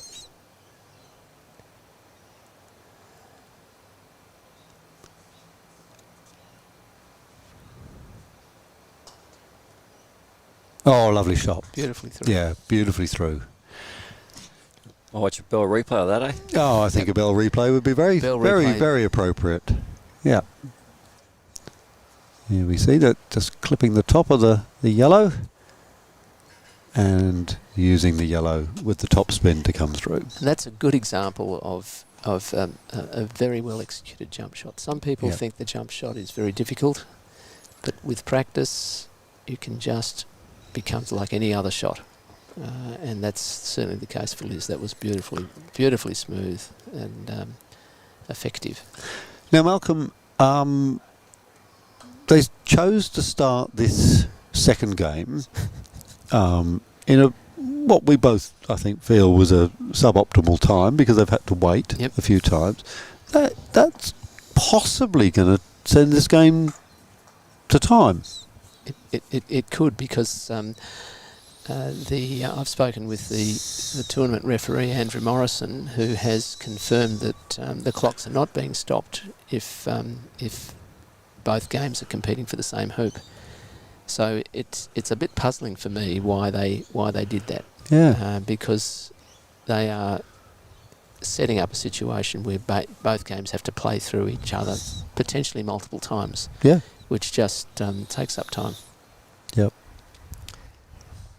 So the interesting thing will be whether Janine and Brenda Lee start before they've cleared this group has cleared. Oh, hoop right. 8. Yes, of course. We've got their second game about to start. Yeah. Well, and they maybe they've learnt their lesson on that one, and they won't start that game. I can't see them limbering up. So Well, it really needs the referees to assert themselves to prevent it happening, because the players are usually very keen to start.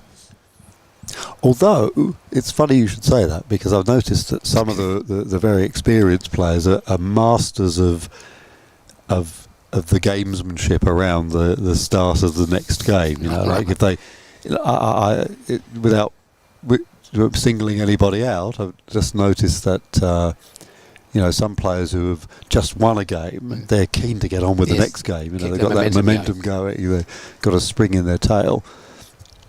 Rosie about to make this hoop now. Playing the red, an opportunity. Yep.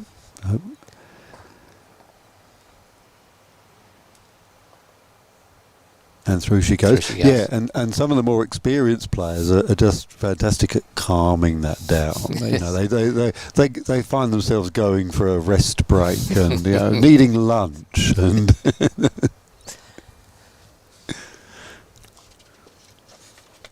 So 3-all. Aren't we lucky to keep coming up to these games when they're 3-all? Yes. This is perfect coverage.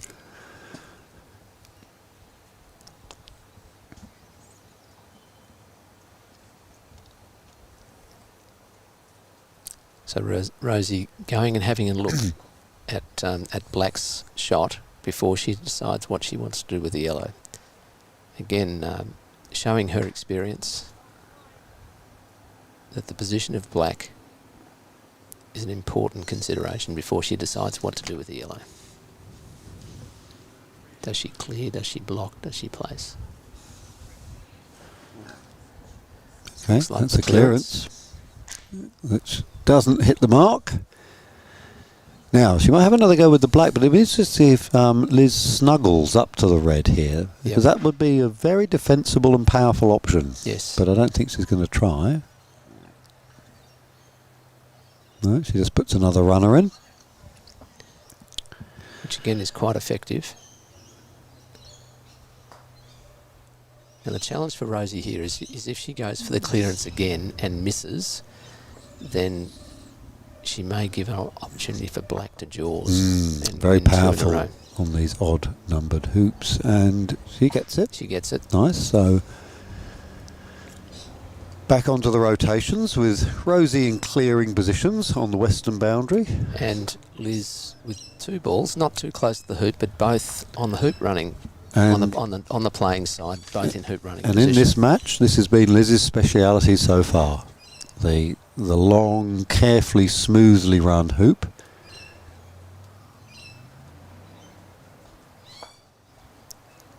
And not this time. Just slightly to her right of the hoop. Yep.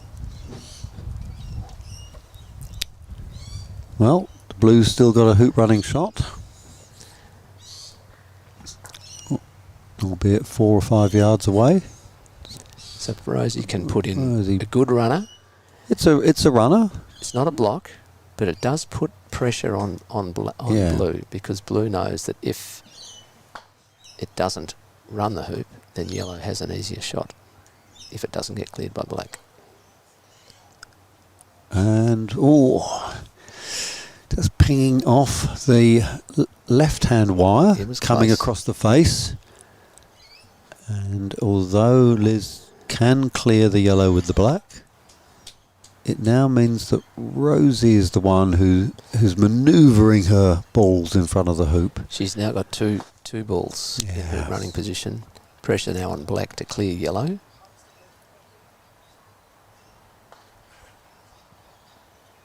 Which it does. Now, will Rosie choose to clear the blue or go for the hoop, do you think, Malcolm?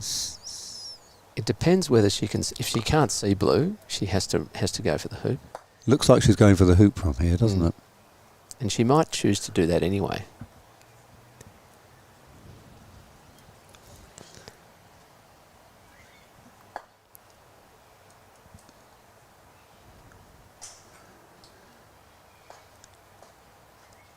Oh, spins out of the jaws. Very close. But the good thing was that she hit it firmly, so the ball was likely to develop a lot of top spin and keep its line. And by hitting the hoop, she kept it close to the action. I think we might see another shot from 7 yards now, because there's not many places to put this red otherwise, is there? Well, there's no point clearing black. No. You could possibly set up in front, but you then become a target for both blue and black. Yeah.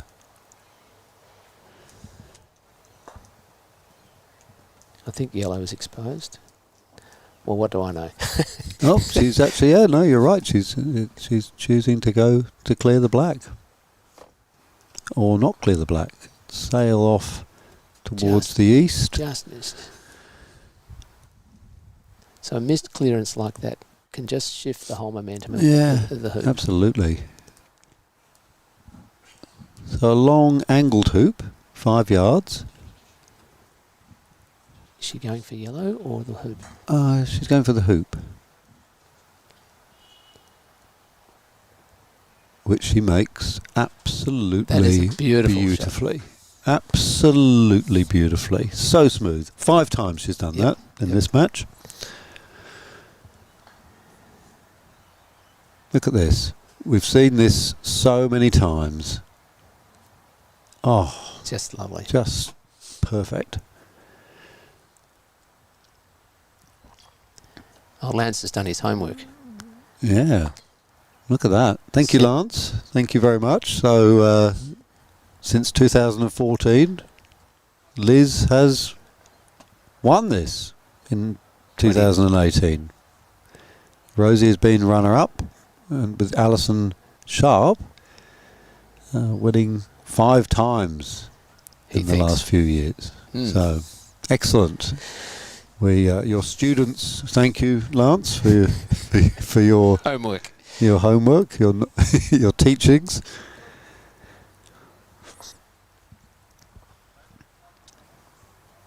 I've lost her. Oh, there she is. Yes, that was because Rosie played missed over to that side. Oh, puts in a lovely shot though, eh? And given that Liz's ability to hoop from that angle, Rosie's choice to go for that that clearance was probably right. Yes. Didn't implement. Yeah, that's right. Yeah. She proved the choice. Liz trundling down and just ending up too far. Can't quite see it from this camera angle, but she's pretty much level with the hoop there with the black. So Rosie's clearing the blue. And the red is actually in a very good hoop running position. Again, the camera angle is makes it look a little bit angled, but it's actually pretty plumb in front, really. So Liz is going to have to try and clear. And it was a very good clearance from Rosie to put Liz a very long way away. on the naughty spot, basically, in the middle of the eastern boundary. Eastern boundary, that's right.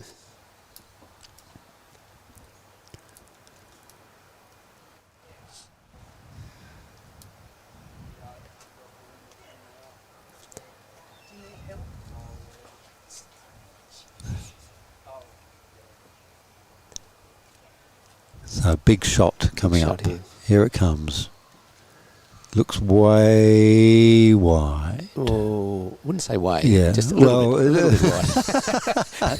It looked a long way wide from where I was looking. Oh dear. So this should make it 4-all. Wow, what an intriguing second game we've got That's a here. lovely hoop. So So all even at hoop 8 all even. at the turn. Yeah, at this turn with Liz first ball in. So let's see if she can put this on the money. I can see Brenda Lee there, just getting Brenda ready. Lee and Janine. Yeah, which is ready now to the start. sensible time to play this. Exactly. Yeah. And she's gone long, but she's gone long on the short side. Yeah. So And she may have been slightly hampered by the hoop, and may not have been able to go as deep as she would have liked. But that's when you're playing across like that. If you play out from the hoop a little bit, you're more likely to end up in a hoop running position than if you aim close into the hoop. So Rosie's put a nice one in. It's deep. It's definitely a runner. And Liz tickles the blue in a bit short. So at the moment, depending on what the black does with that yellow, maybe Rosie might get a block on the black's hit on the yellow here. In it comes. It's going to be a bit long. Okay. So I think Malcolm... Liz she's either going to clear the yellow or she's going to try and block the yellow. What do you think? I think those are the two obvious choices.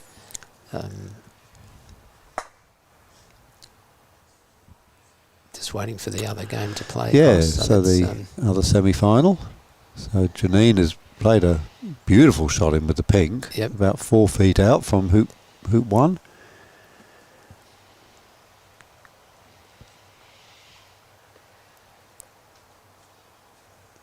Brenda Lee responds. Bit short.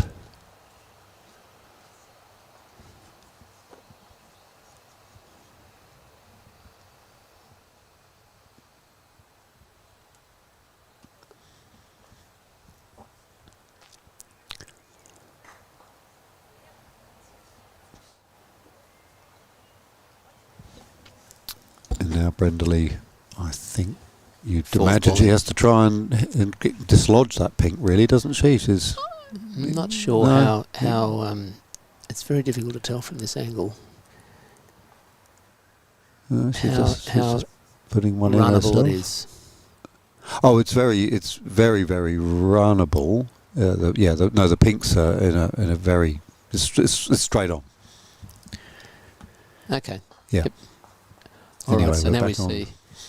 Looks like Liz is clearing rather than blocking. Yeah.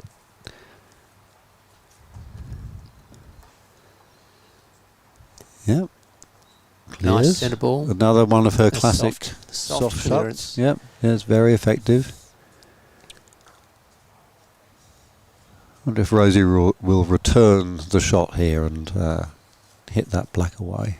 Oh, I think she's aiming for the hoop here, Malcolm. Might be. She might be. No, takes the blue out. Takes the blue out. And that should give red this angled hoop. It's about 3 yards away. I know it doesn't look like that No, on no. the screen, but it is. That's a better perspective to show you just how far the red is away from Yes. the hoop. Looks like Liz is attempting to clear it. Oh, And again, another great shot. Another great shot.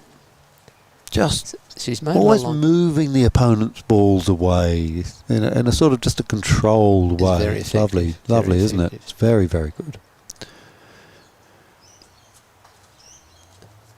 Oh, a lovely shot That's a by great Rosie. Great stop shot. Clearing the black, but very importantly leaving the red in a hoop running position. Yeah. It's not a block on blue. No. So blue will play first. So that... Yeah, and if black gets into a good position, it's the red is really got a target on its back. Yep, exactly. And Liz knows that, and she's put it in a hoop running position. And not interfering with that clearance either. No. She was very careful not to compromise blue's shot on the red. So Rosie plays in with the yellow. Now Liz is considering the hoop or the clearance. I think the clearance is going to get the nod. Probably the clearance.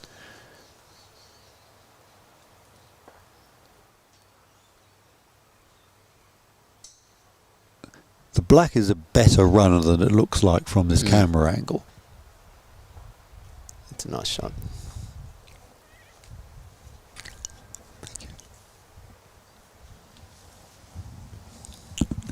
How good's this, eh?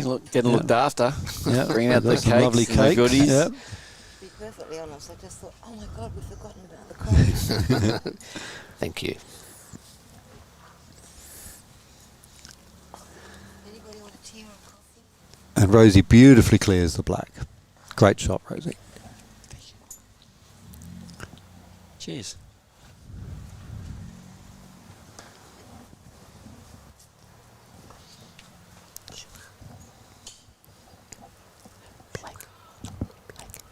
Just tea.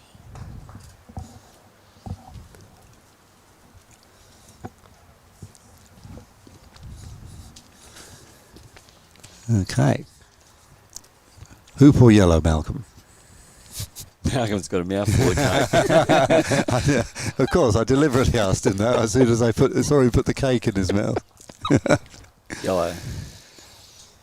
Yeah, nudges the yellow, but not enough, and that's actually just straightened it up a bit, really. So, a very good chance for Rosie to take a 5-4 lead. And assuming that she'll try to attempt to run the hoop, she'll want to run it well. She will want to run it well. Yeah, and It's fairly straight. this could be a pivotal moment if she achieves that. Let's see. Oh, gets through. Gets 5-4. cleanly. Okay, but you know She would have liked more, I think. she would have liked more, and it does mean Liz will be the first up to hoop 10. 5-4 to Rosie on the Bell property scoreboard. And Liz plays what looks like a nice first approach to 10. Yep.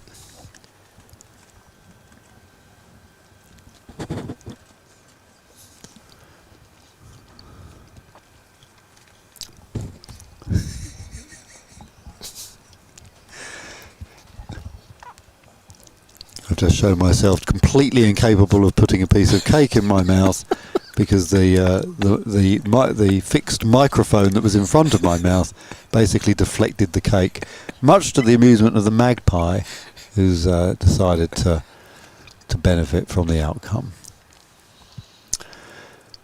Okay, another Looks like a good ball. Good another placement. lovely threatening ball from Liz in the front of the hoop there. So this is going to be a very, very interesting hoop. I don't think Rosie's hampered here, except checking. that she probably wants to take a big swing at the blue ball that's very nicely in front of the hoop, and that is going to be a bit more compromised. If we ever get a back view of Rosie's swing, you can see it takes an amazing sort of figure of 8 shape. It's incredible the way she brings But she's the mallet actually head. having a good practice, Yeah. checking that she's not hitting that hoop. Yeah. It's going to be tight. No, she doesn't like it. She's going to hit that hoop every time. She may need to alter her stance or her grip Yeah. to avoid hitting the hoop or Yeah. putting it out of her mind. She does not have a normal swing on this one. She's her natural swing is a very, very long back swing that curves around in a big figure, and she's not going to be able to achieve that. and yet so important that that blue is taken out.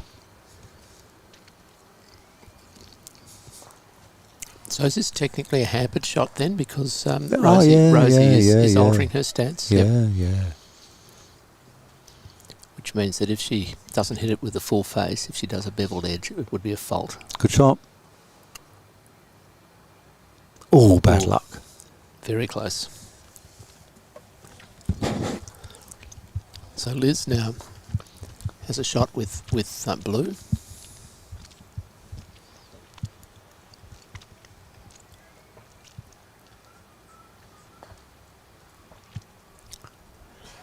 And it's 5-all. And that lovely follow through just imparts the top spin, and she's consistently hooping well.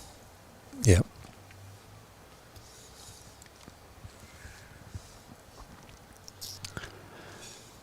Okay.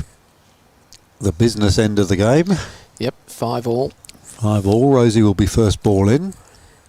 Which is an advantage, because winning 11 is obviously very important. At the very least, it gives you the first shot up to 13, Yep. you'd hope. Yep, nice and steady. Just over 2 yards out from hoop 11, directly in front. It certainly limits Liz's placement options, having the red there.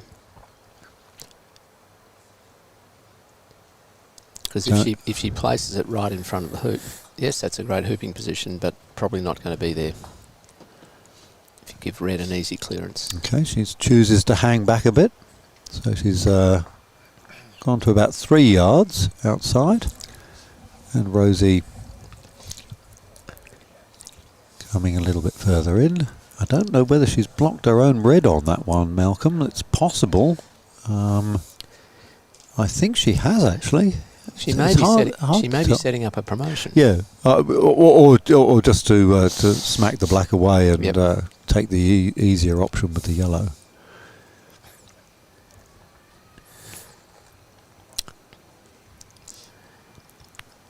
Certainly giving Liz a lot to think about.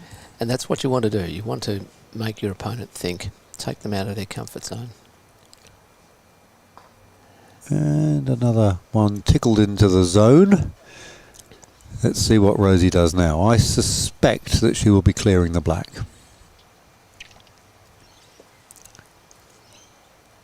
Certainly looking at that option. Mm.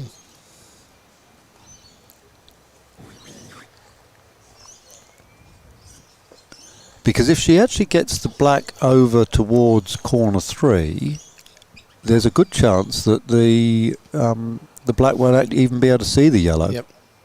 Because the blue will be in the way. That's a good clearance. Again, And centre ball means that she leaves her own ball, the red, close to the hoop, with black a much more challenging shot. yep. We can see the secondary group are playing to hoop 3, so there's potential interference here. Liz just putting this one into the action. And it does mean that Rosie would have a hoop shot, but she's going to clear the blue instead. And stay. Beautifully done. Yeah, although the blue hasn't gone very far.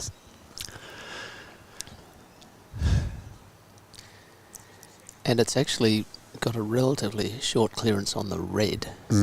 Exactly. Exactly. Oh, but we won't see that shot for a little bit because the secondary game is popping over to hoop 3. So Blake has marked the red to avoid any interference from the other game. While Brenda Lee plays her brown across to hoop 3.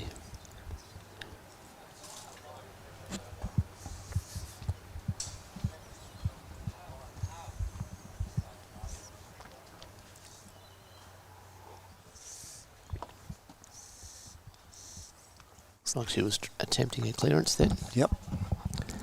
So Blake, All right. the referee, puts the red ball back. Let's see what Liz decides to do.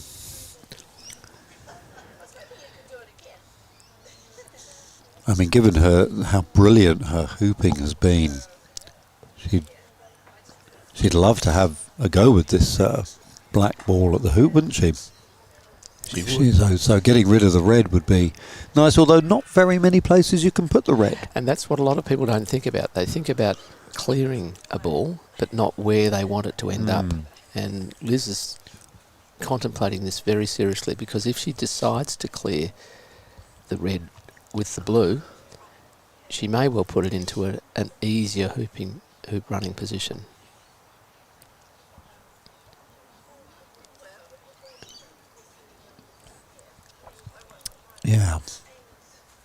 Yeah, that's only going to put the red about 7 yards. Bit longer.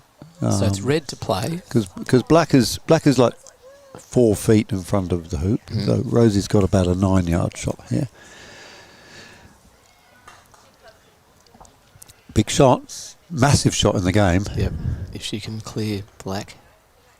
And she does. But And it's okay though. The black's gone the south side of hoop 11. But So yellow was collateral damage. Yellow was collateral damage, and Liz will just be able to take position with the black. So definitely a good outcome for Liz. But the yellow is reasonably near. It's only 5 yards away.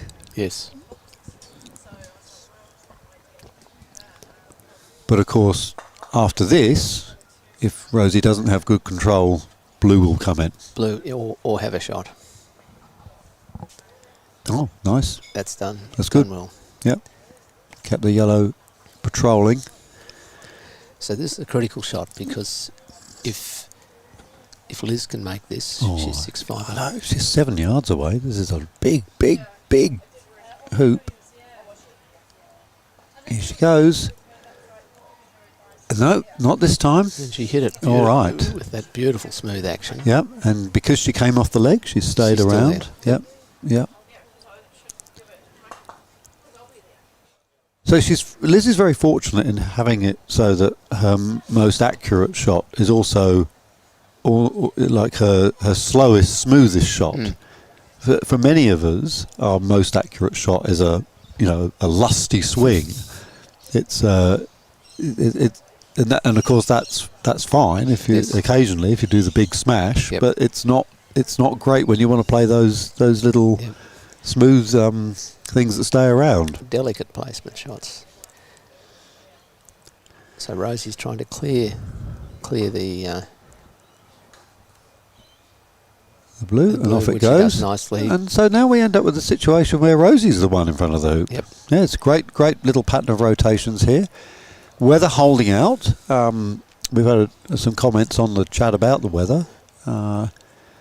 It's continually threatening, isn't it, Malcolm? I mean, there's this grey cloud everywhere. Yes. Overcast. Temperatures is very comfortable. Yeah, it's about 22. 23 degrees. Oh, and so Liz just knocks just the red, clips off the red, but not enough. And this is an excellent chance. Now, given that everything is actually dispersed, some players would even jaws this, wouldn't they?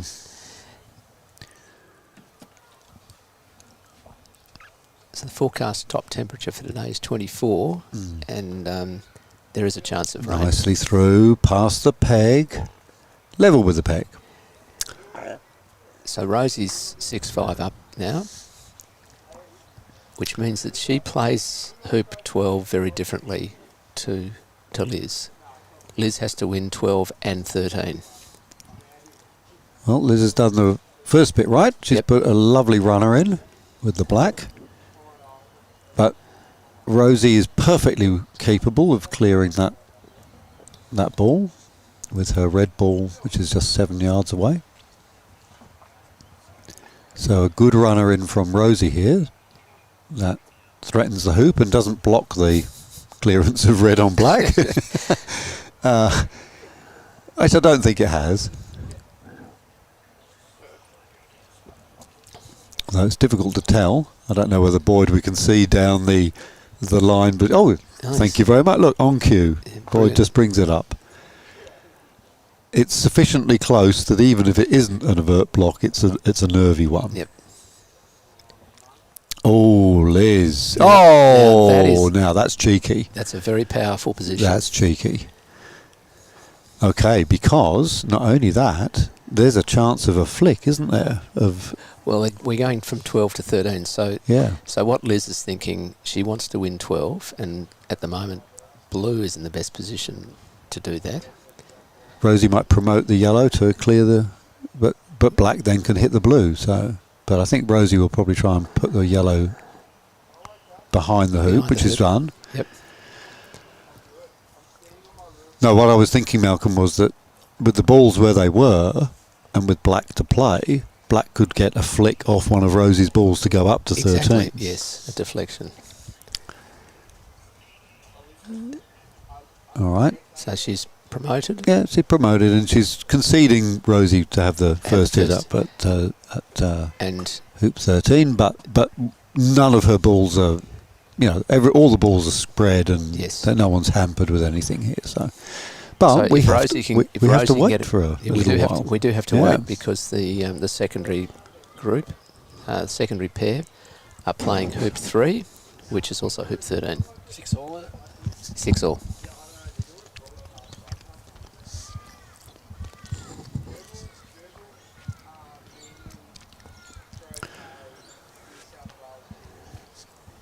Be a good time for a little promo, because we're going to have to wait at least 30 seconds. Whether you're drawn to the stunning views from the iconic Manly beach, the lush bushland of nearby reserves, or the vibrant cafe culture that defines this charming seaside town, Manly has something for everyone. Just a short ferry ride from Sydney's Circular Quay, it's an idyllic haven for those seeking adventure, relaxation, or a mix of both.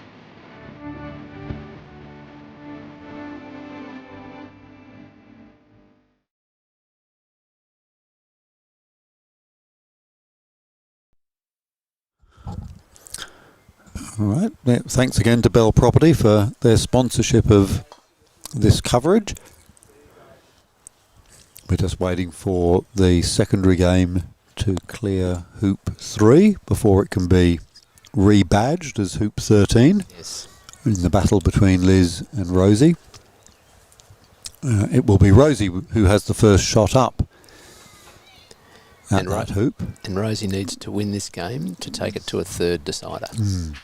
And it'll be Rosie's yellow ball that goes up first, because if you remember, Liz actually promoted with the black. Yep, promoted. It can often get a bit confusing, can't it, when someone's promoted through a hoop? That's a good opportunity for a bit of wrong ball action, I always find. Yes.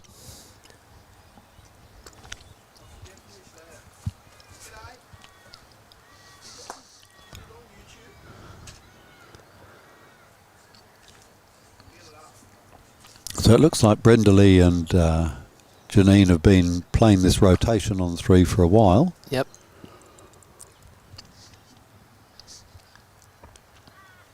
So Malcolm, do you have any particular hoop 13 tactics? I mean, there's obviously some big no-nos, isn't there? Well, I think the first thing is you want to make sure that you place your ball in a hoop running position, particularly for if you're the first ball up. And it's better to be long than short of the hoop. Yep. Being short of the hoop gives your opponent lots of opportunities. And if you're going to be long, it doesn't matter really if you go out. There is the advantage. If you go out, you can't be cleared. So depending on who you're playing, you need to think about those sorts of things. But if you can get just past the hoop, directly in front, close to the hoop, that's brilliant. And I think that's what Janine did against someone did the camera. Alison Sharp yesterday when she beat her 7-6 in the third. She put 2 beautiful balls in place right in front of hoop 13.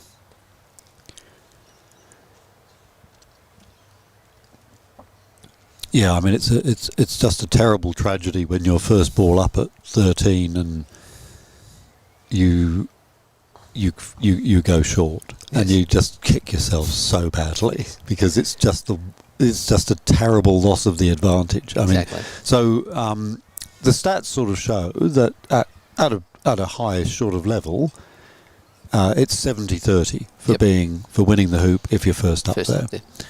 And obviously if you put your ball in short, suddenly it's the other way round. Yes. And you know, it's just an awful experience after, you know, a long battle, 6-all.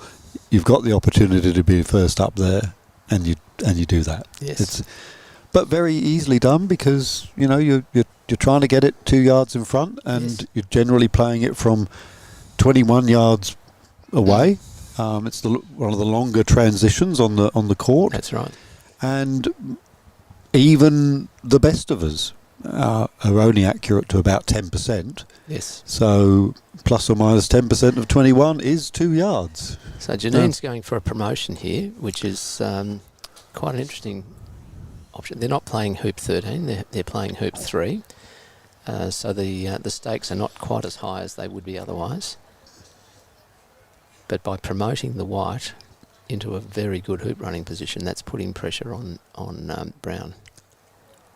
Do you know what the score is? I think this might be I one. think one it's all. 1-all. Sounds good. Yeah, it's 1-all. There's a pink clip and a green clip on the other two hoops. Yep.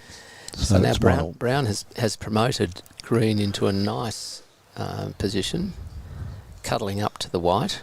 So Blake Thompson, the referee, is checking to see if the balls are touching. Presumably he's told the players whether they are or not. But he hasn't signalled to us. No, I'd like to make an observation here, Malcolm, which is that having a bit of experience with AC can really help in these specific situations of a touching ball. If the balls are touching. If the balls are touching, it's amazing how empowering it is Yes. to suddenly think, ooh, I know how these balls are going to behave. And it's equally interesting that there are quite a number of very, very experienced GC players who haven't actually, you know, sorted that out. Yep. And so it's a wonderful thing for those Because of us who have got a bit of an AC if the background. balls are touching, just for those who are relatively new to the game, that means that it takes the double tap as a fault out of the question. And with skill, you can control the position of both balls if they are touching. This is a and croquet it's shot. just a magnificent thing, both from a tactical point of view, an outcome point of view, and a psychological point of view. How did you do that? Yeah. Oh, I think she's put Brenda Lee's green into the jaws of the hoop. Lots of smiling. Very good spirit, the game being played in. Very good. And I think we might see the end of this one in a minute, with both the brown and the green in such strong positions, and particularly with the green being the next to play and in the jaws. That's a bit of a useful one, unless of course there's a bit of wire there. Oh no, it's the brown to play. Sorry, Brown to I play. haven't really been paying attention to this. So white has been cleared a fair distance. So Janine will need to come back. She may, given that it's only hoop 3, she may concede this hoop and just prepare for hoop 4 by going just over halfway. Or she might try and knock the green out of the hoop. Do you want to make me that one? I'll pay you $8.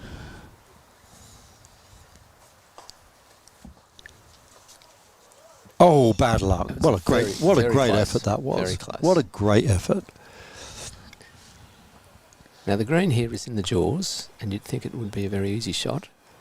I'm interested that the referee's not watching it closely, so Yeah. it might be. It must pretty- be really pretty- beautifully in pretty the jaws then, yeah. Centrally located. And down it goes, and With a beautiful pace by the 2-1 looks to of things. Brenda Lee. But the really important thing now is that we will see the ending of Rosie the and Rosie Liz. and Elizabeth. we'll just let them play their balls down.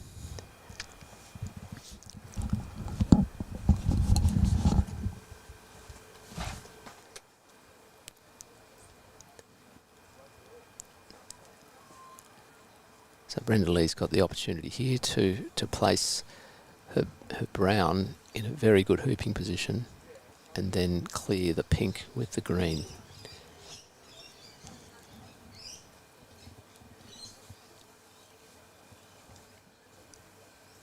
Unfortunately, she's clipped off the pink so that she's not ended up in a terribly good hooping position.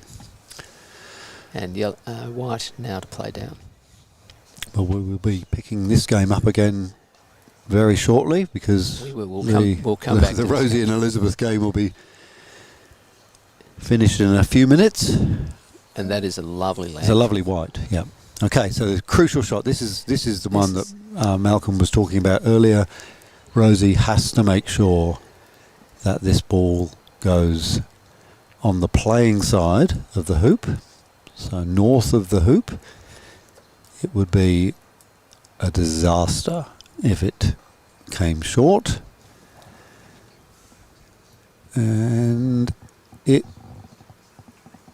is not it may bad. Not bad. It's past the hoop. It's past the hoop, but certainly jawsable. Yeah, it may not be runnable. It's hard to tell from where we are. It is actually, when you look at it live, it is actually runnable. Yep, it is runnable. I would say it's even from where we're sitting, it's hard to tell. I love your confidence in the geometry. I think it's half a foot past. I think this half a foot past. Yeah, I think this picture here shows that it is. Yeah. So it's, yeah. I mean, another rotation of the ball and it would be absolutely unequivocal. But it's certainly not a disaster, and it's probably very good. So Liz is going to have to shoot it. Probably has to shoot it. Yeah, she has to shoot. She's got 2 shots at this. And if she misses and goes past, she can still be in a hoop running position. Yeah. Okay, so off it goes. Off it goes. That looks like it's going way wide to the right. Yep. But she may not have a shot at it with the black actually, because the it's a different angle. Yeah. Yes. So that was Rosie's red going up there. That's a good shot. It's good. Yep. Yeah, it's a good shot.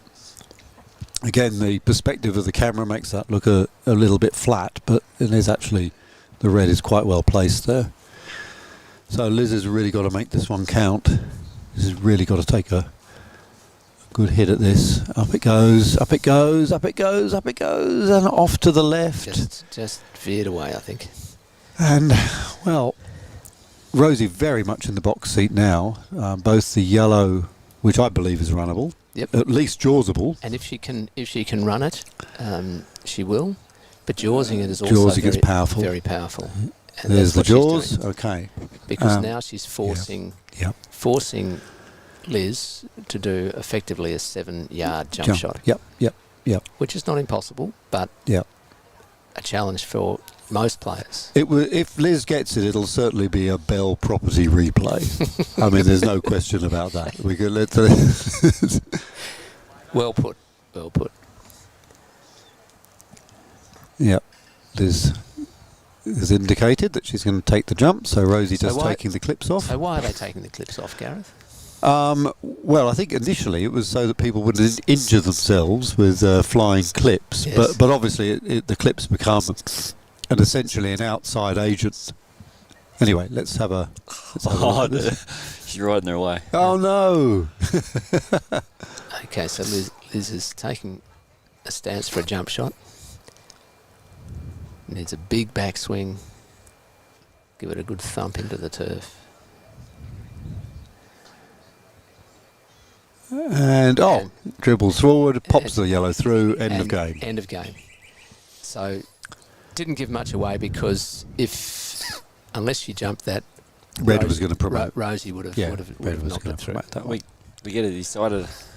We get a decider. We get a decider on that one. We're going to the third game in that first semi-final. And we get to see the pick up the other game while after it's at hoop 5. So yes. But I'm just going to excuse myself for a moment. We'll see you shortly, Gareth.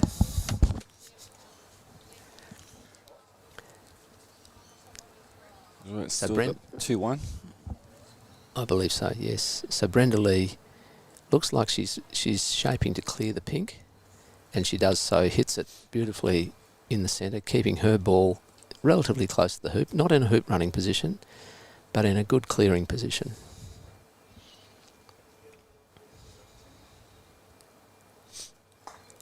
So pink is on the eastern boundary.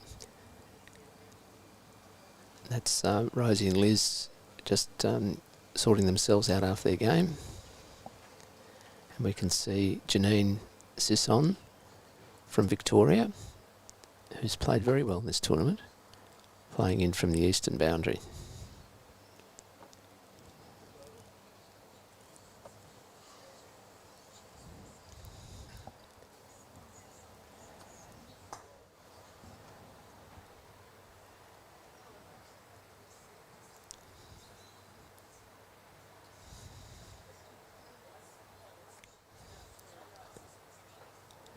A lovely clearance on the pink, although it wasn't the next ball to play. Brenda Lee decided that it was the danger ball. It looks like Janine is going to try and clear the brown with the white and stay in a lovely hooping position. That's very well played. However, green is in a good position from its previous clearance to be able to clear that white.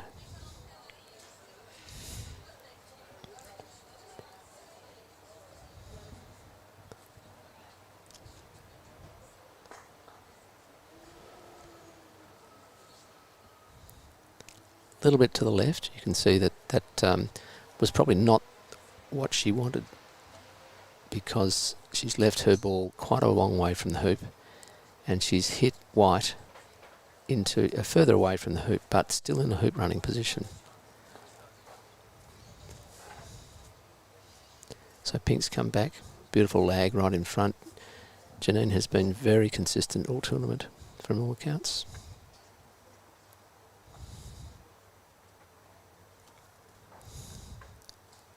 Brenda Lee sets up a ball.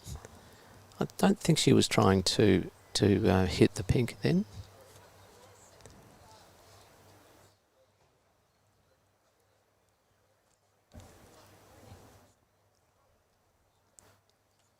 So Janine just puts her white in, so she's now got two balls in front of the hoop.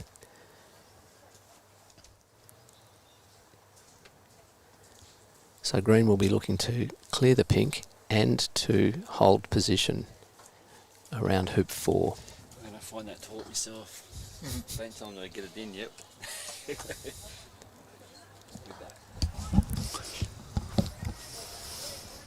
Oh, lovely She shot. she does that, and it comes nicely off the hoop, so she doesn't go too far. However, she's gone onto the non-playing side, which is not necessarily what she wanted to do. And we welcome Gareth back. Thank you. I'm just going to check the rain radar because Steve from Penrith has just given us a bit of intel that there's some heavy rain On the way. but actually the rain's coming in from the east unusually, Okay. and it's actually heading from Sydney towards Penrith rather than the other way, and that looks like we're going to be pretty clear. I think we should be fine. So Janine's just cleared brown from the pretty close to the eastern boundary, so that was a lovely shot. So brown has another pressure clearance, perhaps five yards to clear white.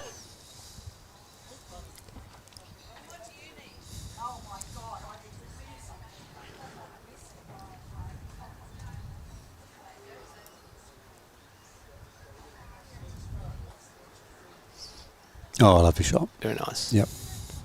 Clears it nicely.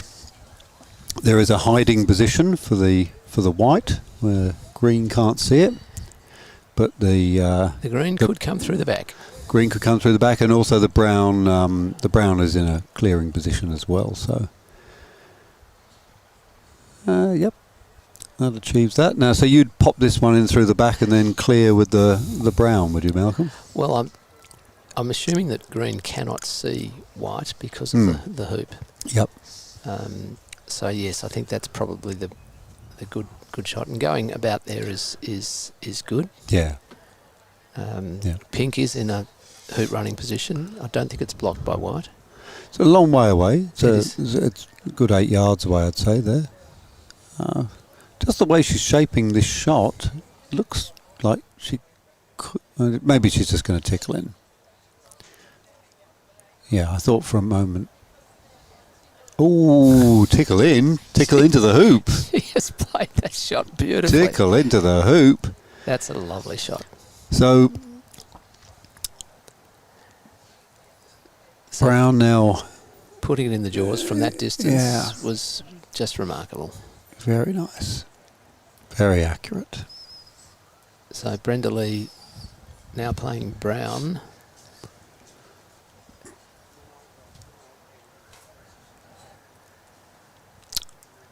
Okay. Gets rid of the white. There's a jump shot on with the green. Yep.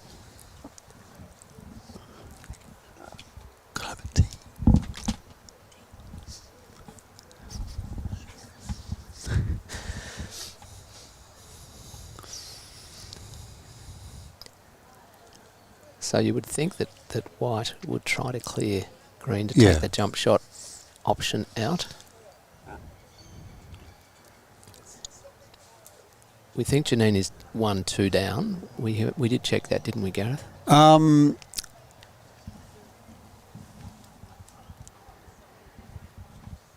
That's correct, yes. Yep.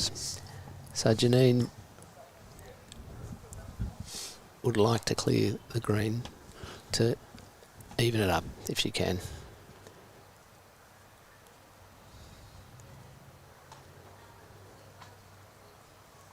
Oh, great shot. That's a lovely shot. Great shot. And not only clearing the green from the jumping position, but also preventing it basically from getting the pink out of the hoop too.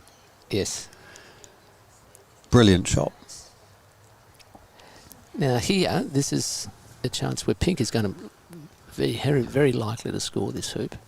What would your options be? Oh, I'd be looking to crack the white all the way over to the west and hope that my green gets towards hoop 5. I think that's if I'm giving up on this, I'm lovely shot. Look at that. That's even better. Look at that. Now, perfect. See what that does is that pink now has the choice. Pink can hoop and perhaps set up a promotion. Yeah, nice. Oh, two tactical motifs on this hoop. So pink can just hit it a little way through. Yeah. And then white can promote it across because that's what she's done. It's not. I don't think she's quite got the rush that she wanted there, but it's hedging the bets in a sense, isn't it? It's So what was the advantage of doing that, Gareth? Setting that up if she is thinking of a promotion? Oh, well, it would mean that the pink ball would be in there prematurely. However, the green's already there prematurely. The green's already there. Yes. So the promotion probably is not. Yeah, on this case, you're right. You're right. It has less impact, doesn't it? She needs to clear the green with the white. Yeah. Yep. If the green hadn't been there, the promotion would have been a good option to consider.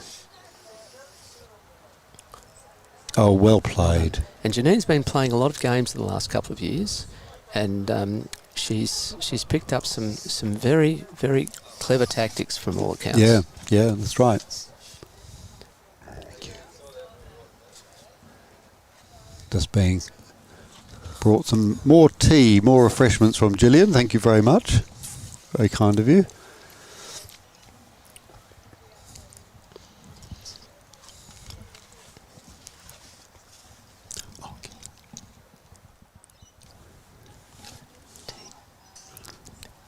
Display.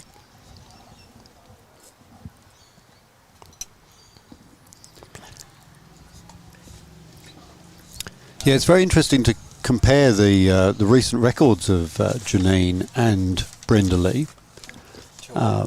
Tool. Yep. Because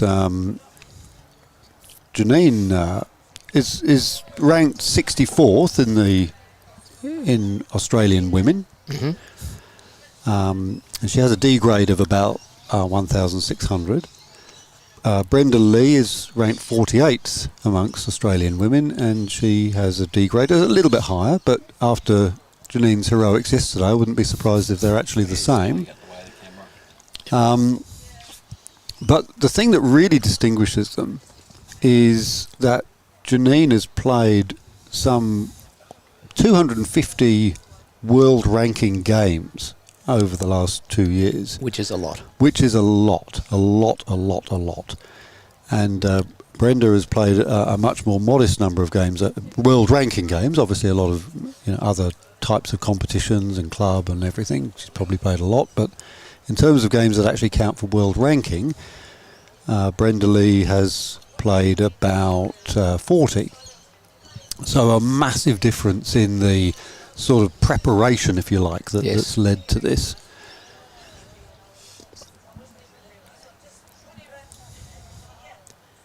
And as I mentioned before, Janine's from Victoria. Yes. And so I presume is not familiar with the courts here at No, at no, Manly. I don't think she's played in the New South Wales Women's Open before. So she's done very well. And Brenda Lee there making a very nice hoop. Not only making the hoop, but making it, with a few yards to spare as well. So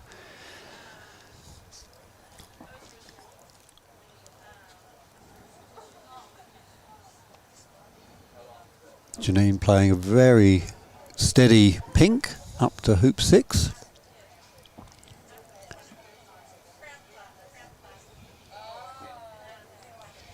So the other thing that's very interesting about Janine is that, including her amazing victories against Alison Sharp yesterday, which, as I've mentioned a few times, is remarkable because of the huge grade point difference between the players, Janine has done that on 2 other occasions as well. Basically surmounted an approximate 600 point grade point difference to victory. And actually, funny enough, I know Darren McLaughlin is tuned in at the moment. Yes. Darren, you are one of Janine's big scalp victims. Nearly 600 point D grade difference. So Janine has form in this. Remarkable. I mean, to put that into perspective, most of us have had a few, nice upset wins against top players, but for most of us, the vast majority, we don't beat anybody who's more than 300 grade points better than us. So Malcolm, for example, his most famous victory was Greg Fletcher, which was about 300 points different. I've had some that, 250 points difference and felt pretty good about it. So, but 600 is just like outrageous. so for Janine to have done that 4 times is really quite something. And it just speaks volumes of her amazing experience on the circuit. She's really putting herself into lots of competitions and getting tons of experience and giving herself the opportunity to beat these good players. Because it's going to happen. You're going to beat good players because if you have a game where you play 4 winners and they play 3 poor shots. Oh, that's a lovely shot. Lovely shot there from Brenda Lee. So that takes Brenda Lee to 4-2 up. Yep, which puts her in a very strong position in the match. On the Bell Property scoreboard. And and on the Bell Property scoreboard, we now have a 4 and a 2 for Brenda Lee to go with her 6 in the previous game. For those of you who have just joined us, that previous game was timed out, and it meant unfortunately for Janine that she didn't really have the opportunity to claw back the disadvantage. I always feel it's rather cruel that time limit, but there we go. However, to run efficient tournaments, you do sometimes Absolutely. need Totally understand. Yep, and the rules are there at the beginning, and they're the same for everybody. And That's right. Yep. No, I think sometimes when you're in the position where you find yourself a couple of, or in this case, 3 hoops down, and then the referee comes out and says, well, you know, that's it, you've got to finish this hoop. You think, well, you know, that's a bit of a fizzer. I think as a neutral watching, I like the time limit. It sort of keeps the game moving. Yeah, no, it's a fair point, yeah. I noticed that when I was in Tasmania, there was a lot of time, a lot of dragging out the game, you know. Yeah. You could be, Yeah, I mean, the thing is that in the games that we've been watching, the players have been playing with a good pace. You know, there's a good cadence to what they're doing. They're walking up to their balls. They're playing their shots. They're getting on with it. It's not like they're sort of taking 5,000 casts or thinking for half an hour about what they're going to do. They're all playing at a good speed. Yes. So it's just unfortunate that they find themselves in that position. But it is what it is. And just so that we know, we are double banking here. So the third game in the other semi-final is underway. Liz Montague versus Rosie Landreeb. And they have started, so they're going to have to play through again. I'm puzzled. I'm puzzled. I'm why, more puzzled than you, Malcolm. I'm puzzled why the referee is managing it this way. On a scale of 1 to 10 of puzzlement, I'm a 9.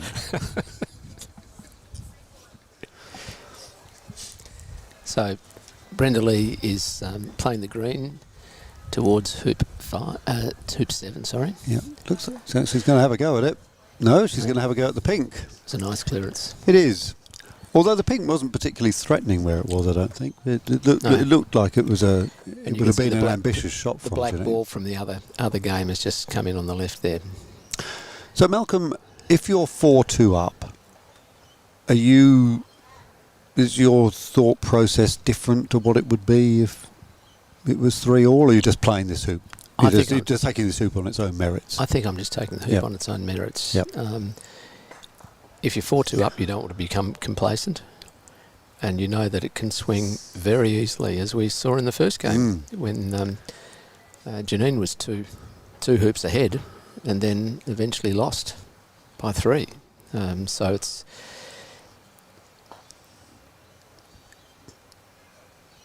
just playing consistently. That's a beautiful hoop. Lovely hoop. That is a beautiful hoop. So that takes Brenda to 5-2 up, and we'll have a pause here because of the primaries. Because the primaries are competing for hoop 1. Yep. And Rosie has just not made hoop 1. Her yellow ball has got stuck in the jaws, which is often a good thing, but not when the black ball is is directly behind. I'm not sure where the red is. I don't think it's in a position where it can clear the black. Oh no, it is. Sorry, it's on the western boundary, 7 yards away from the black. So it is definitely clearable. So and Liz has taken action to try and block that. Yep. It looks like she's. Well, I don't think so, because Rosie's looking like she's got a shot. She's going to crack the black away here. Big shot for Rosie. Nope. Just gets the blue. She couldn't see all of black, presumably. The blue was just intruding enough. So Liz will certainly get to pop the yellow out. She will try to do that. But it's possible that the yellow could end up with a hoop running shot, but maybe from the boundary. Well, she's done exactly what she should have done. Oh my word, what a shot. Fantastic shot. What a shot. We better have a bell replay on that one, because this is so good. She cleared it. She cleared it, and she's left the black in front of the hoop. Watch this. Enough topspin for the black to follow it through. Whoa. A lovely shot. What a shot. Now, we often do the bell replay when there's a long hoop, a big jump or something, but I tell you what, that is a great shot. That's a great shot. There's your favourite flower. It is. What a beautiful view. Oh, Rosie. Bad luck, Rosie. Rosie plays a fantastic clearance shot, but unfortunately hits it too well. Hits it through. Wow, what a passage of play. Yeah. So black then scores that hoop, Oh, and it will be blue to play to hoop 2. what a feast of shots we're getting here. And, I mean, Rosie, the challenge for Rosie is to come back from that. Yeah. Oh, she's so experienced. She won't. She won't. And that does happen. Too much. So now we've got the secondary group playing down. And because the conditions of play are such, they are not stopping clocks. So this is why Gareth and I have been talking about the curious practice of allowing the games to play through each other, because the clocks are not stopped. So, for example, now the primary pair are they're losing time now while the secondaries play through them, and this could all have been avoided if the primaries had started a little bit later. Yep. Anyway, far be it from us too. Yep. We're not having to run. There may have been a good reason. There may have been a good reason for it. Yep. All right, white in a nice commanding position there, and it needs to be at 2-5 down. Yes. Could that be due to weather? What happens if it rains? Will they stay Yeah, up? look, I think if it rains, they'll carry on. Yep. The only time they stop a croquet game is if the pitch becomes completely waterlogged to the extent that the ball doesn't roll properly, or if there's lightning. Those are the only two times. Or hail or dust. Oh, dust? Yeah, Really, dust? Oh, yeah, Dust. It can be Okay. basically any weather condition that is either a danger to the players or makes play Unbearable. Okay. But very heavy rain doesn't stop it. No. If the water's draining nicely. Yep. That's exactly right. So But Brown hail- not. But Now hail Malcolm, might. Janine is 2-5 down, right? Yep. She can clearly make this hoop with the white. Yep. But is it enough at 2-5 down? I think Janine at this stage should be thinking about creating opportunities to win at least 2 hoops in a row, and that's not doing that. That's not doing that. If she put that in the jaws, Yeah, I think though that the problem is that the Brown was on the south boundary, so she'll probably be worried about trying to set up a promotion. But yes, no, I agree with you. I think that up until hoop 8, take every hoop on its merits, but at some stage you've got to change a gear. Yep.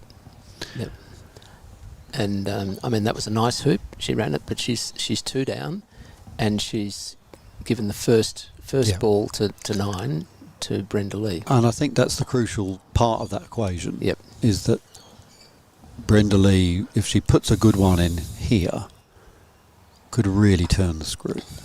Yep. Okay. It's going to be short. Okay. So Janine is, back. It's not like she's got the first shot in, but it's certainly not. It's the first half shot in. At this level, you don't want to rely on your opponent missing. You want to give yourself a bit more certainty if you can. Now, that's an angled hoop. I think Green could possibly run that or jaws it. Yeah, it's interesting because on this particular camera angle, that looks jawsable, doesn't it? Or even runnable. Whereas when we have the other camera angle, it looks so flat that it's... Oh, that's a nice shot.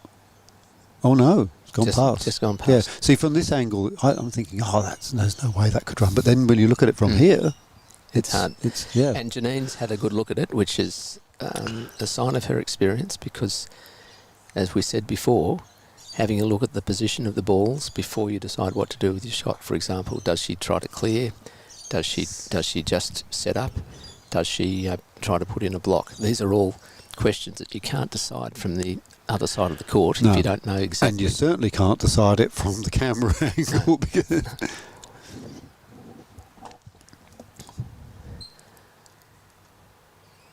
and that's a lovely shot. Yeah. Although that white definitely has a bit of a target on its back. It certainly does. Depending on what the pink is able to say about things later.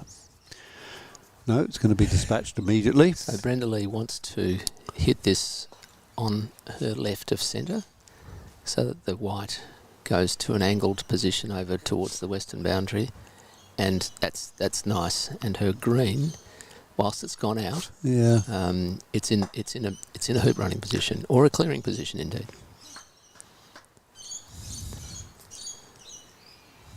Now, would you clear here or would you set up? What would you do? I would. Oh, that's not such a bad outcome, but I think I'd probably do a mid, try and get a mid ball clearance and just keep my ball in there. But Yep. look, I mean, it's all very easy from the peanut gallery, isn't it? Well, I've never lost a game from the sidelines. Yeah. I mean, if she'd done that, it's always funny when you hear people say what they're going to do, and you think, okay, now here's a mallet. Have a go.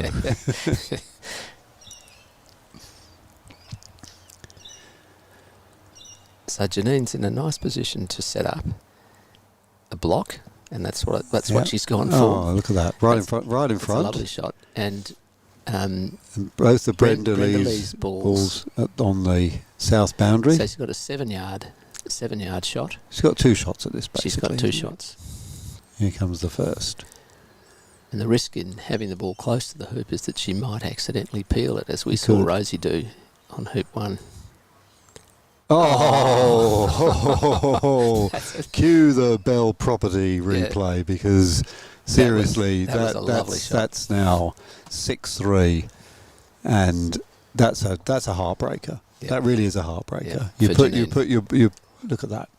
You put your ball in front of the hoop. Your opponent's 7 yards away. There's every risk that they're going to peel you through. Yep. And what do? Run the hoop.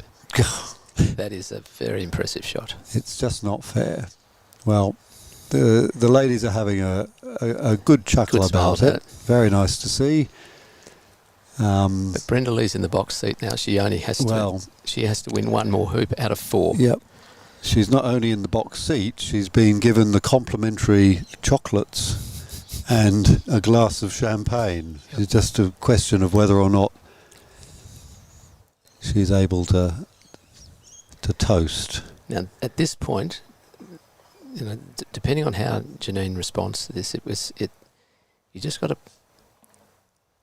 play each hoop. Oh, and the great tragedy was that the white was in front of the Yes. hoop, so she didn't. It was impotent. So it's gone skewed off. The only good thing for her is that Brenda Lee's ball is a bit hampered. Yep. And also, Janine's pink is in a very strong clearing position. And on the Browns. Blake will be looking at this carefully because it's a hampered shot, and if it had come off the bevel, for example, it would have been a fault. So, it actually turns out, when you look at this from a different angle, that this could be a hoop runner, this pink. I know it doesn't look like it from this view, but it is actually, when you look at it, the topology a bit differently. But yes, it's certainly a very good clearance opportunity on the brown. And I think from Janine's point of view, she's got to be patient. I don't know how the clock is going. Good shot. Pinks. But if time is an issue, Janine's got a problem. See, that's something we should have done, isn't it? We should have actually set our... Yes. I can add a clock to the... A clock? If we A clock would be great. Yep. Yeah, we'll add a clock would to be the brilliant. left corner or something. Yep, clock would be fantastic. Because it does add... Do that for the final. It would be the Bell property clock. The Bell property clock. So Brenda Lee's playing up with her brown.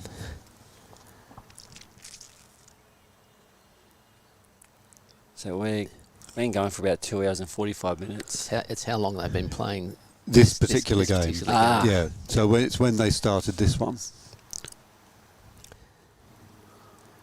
So I think at this stage, Janine probably needs to go for broke. She can see a hoop. She probably needs to run it. Okay. Oh, Or the jaws is good. I think it's slightly off to the right, Malcolm. I Yeah, think it is. it might be on the wire or the right. It's Yeah, it's. However, you're quite right. But if green clears white, Mm-hmm. it opens up the hoop to pink. It does. It does. And Clearing pink would be another option. it would, but then if she did, then it would signal that white wasn't that great. So the fact that she's prioritising clearing white means that white must be a good runner, mustn't it?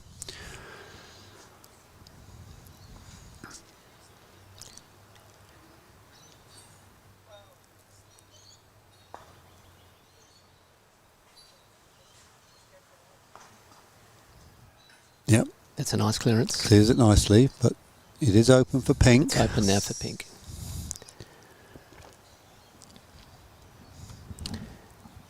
And Janine, if she's going to come back, has to take all these opportunities. Yep.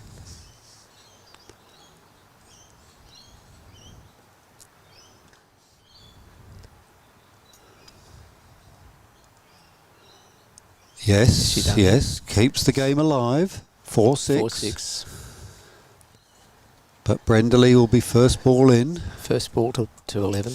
And only needing to win one more hoop. We don't know what the time situation is.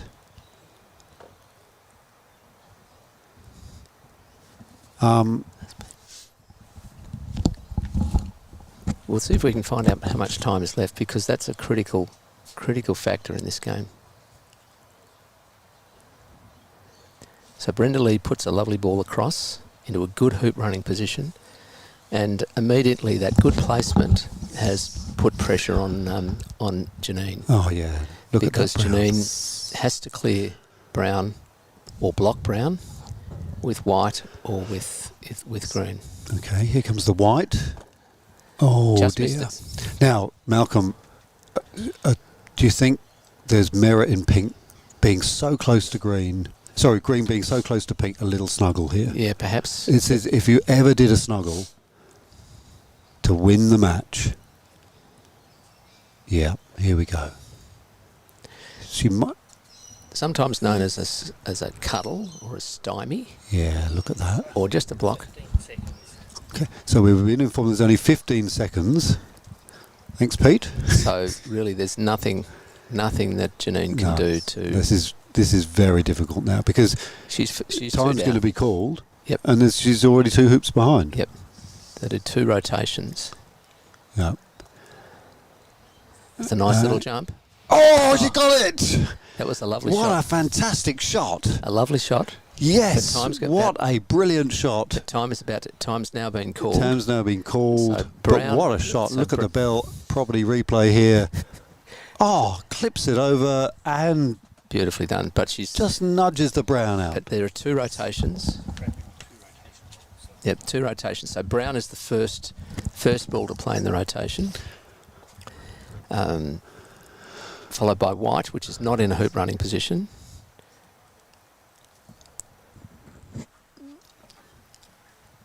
So the only hope for Janine is to go through the hoop and the next one. Yep. It's a cruel rule. Well, it's the rule, as you say. It's the rule. That's the way it is. Oh yeah, sure. I think the cruel thing is the time that's wasted in playing the groups through each other. It is, because those blockages that we've had to resolve have caused this. You know, we're on hoop. We're on. Yep. 6-3 and 6-4. Yep.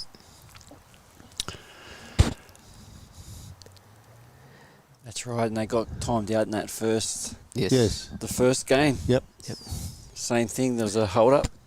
Yep. And it's not like they've been playing slowly. But it's only been the second match so far. Well, the first game hasn't been timed out. The first 2 ladies. No, but the first game. But what Boyd was saying was that the Rosie Liz games weren't timed out. Yeah. And it is less likely to occur with the primaries because they hit off first. Yeah. I don't know whether any of our listeners have a comment to make on these. The best way to manage time in. So Janine's white is on the boundary there. Yeah, it is. Yeah. So her only chance now is to run 11 with pink, Yes. with the first ball, with the first the shot in the first rotation, and then to run 12 with pink from where it lands. From where it is. From where? Because how many more shots has she got with white? She's got two. She's got two. Has Brown played back in since it was nudged out by pink? I think it has, hasn't it? Yeah. So Brown was first to play. So Brown. Yeah, Brown was the first to play. Brown's finished the rotation. So now it's white with its. Hang on, maybe I'm getting confused. I won't overthink this. yeah. And again, this is a challenge for the players, which feels a bit unnatural. Mm. That we're finding it difficult in our commentary booth with our minds working in synergy, and yet these players have got to decide. The last shot we did was that replay. Yeah. So yeah. this was the last one that happened. So green come in. We're not sure if time had been called before or after that shot, though. Come in after. Before. Yeah. We don't know. It's the time. So that was not that was not part of the two. No, last this year. is it now. So Brown played in. Brown played in, and then this is White's first shot. Yep. Of the two that it has. The two that it has. Yep. So it can't run the hoop. But has Pink had both of its shots or only She's one? about to play it. Yeah. See, what might have been. That's a juicy shot. It is a juicy shot. But Pink has got If Pink two shots or Pink's one? got two shots. So Right, it's so if it green. clears this with- is Green's first shot in the rotation. Yep. Okay. And But Pink has still got two. it's a bit hard to tell from here whether Pink can run that. If we're correct about when time was called, Yep. that's the problem. We don't know exactly when time was called. Okay. We're still alive, I think. If this is Pink's first shot, because if Pink clears the brown to the boundary, White makes the hoop With its last shot. with its last shot, then Pink would have to make the hoop from. And that's what I'm saying. Yeah. If Pink can run that, it should go for it. Yeah. Okay, Yeah. so this is now Brown's Last final shot. Yeah. Okay.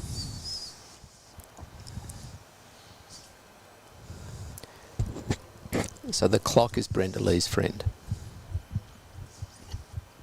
She just needs to clear White.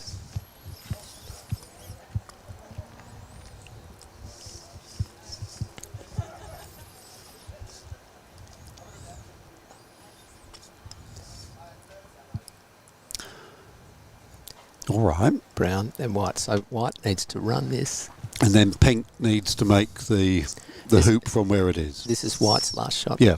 But if White makes this Pink could make 12 from where it is. Just make it a double. Or, as Boyd points out, the only problem, Boyd, is that the peg's in the way. So it's very unusual to make. It has been done. It has been done. I managed to see that in Tasmania. No, that's it. The game's over. The match is over. But surely Pink has got another shot. Surely we haven't done. But that was the thing. We didn't know when time was called. It might have been called when Pink played its shot. No, it was called. I think that's exactly right. Pink. Oh, we have a winner. Well, we've got a winner. There we go. Well, you see. Yeah. I I think that's wrong. I think that's based on the way that you've been explaining that. I think that's wrong. I said Brown played the first. Yep. The first shot. So Brown played the first. White had its last shot there. Then it should have been green and pink. So we've got our first player into the final. First, well, Yes. let none of that detract from Brenda Lee's fantastic performance. Yes, there. she's done very well. Done very well. Done and very well. Very hard cheese on Janine, who just performed amazing heroics yesterday. Yep.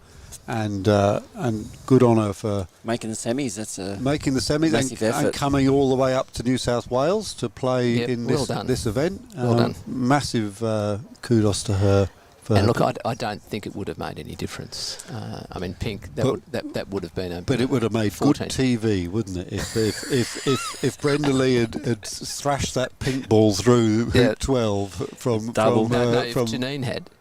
If Janine had thrashed the pink through from 20 yards, then we'd have had something to leap up about. And it's 2-0 in this one. Yep. 2-0. Oh, Yeah. Boyd is well on top of us here. He's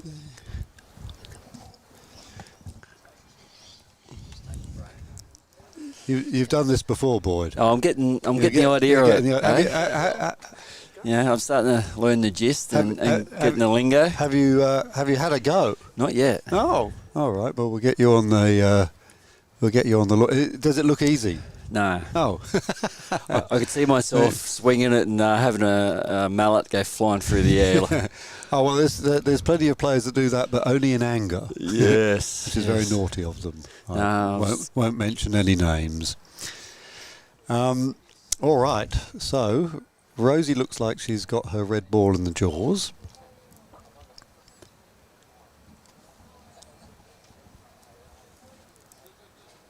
And the blue ball is quite a way off to the west, almost towards hoop 2, so Liz is graciously conceding, going halfway. And Rosie just checking that wasn't a bluff by going over to see what sort of extraction shot is offered to blue. Sometimes you can lull your opponent into a sense of false security there. You sort of make it look as if you're conceding the hoop, but really you've got this sneaky good little shot on the side happening. Exactly. And Rosie is sort of saying, yep, I'm definitely going to make the hoop. I'm going halfway. And now we can expect Liz to go halfway as well. Now, if Malcolm was here, I'd ask him if he'd ever try anything cheeky here. Because sometimes you double. You can sort of flick off the opponent or set up a promotion or something that just mixes it up a little bit to try and hits it hard enough and straight enough, might go through the other hoop. So there's a big advantage of where Rosie was just now, because it means that not only does she make the hoop, but she's effectively the next ball up at the next hoop. And being first up at the next hoop is a big advantage. Yep. It sort of gives you about a 70% chance of winning the next hoop. So getting in the jaws like that is really, really effective.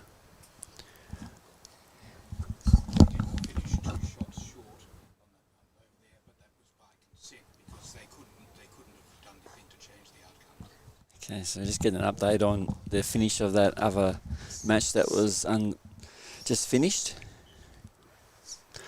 Yeah, so the tournament manager just came over to explain that they finished by mutual consent because they didn't feel that there could be any other resolution. But yeah, I mean, we didn't read it that way, and also it's a bit dissonant with what happened in the first game when they played on. They played to that last line. Even they though didn't it was all hopeless then. Yeah, so. Clearing the blue. Massive clearance, look at that. So the yellow has just smacked the blue over, not only to a very, very long way away from the red, but even now there's a hoop in the way. Yeah. So we would say in this position, Boyd, that there's some furniture between the blue and the red. And you can see there's a hoop, there's a peg, there's all sorts of obstacles. Yeah. So if Liz manages to hit the red ball with this blue ball, it will be an amazing shot. Very long way away. So Geeky's just saying timeout should be timeout. How confusing, can't fathom why this is better. Yeah.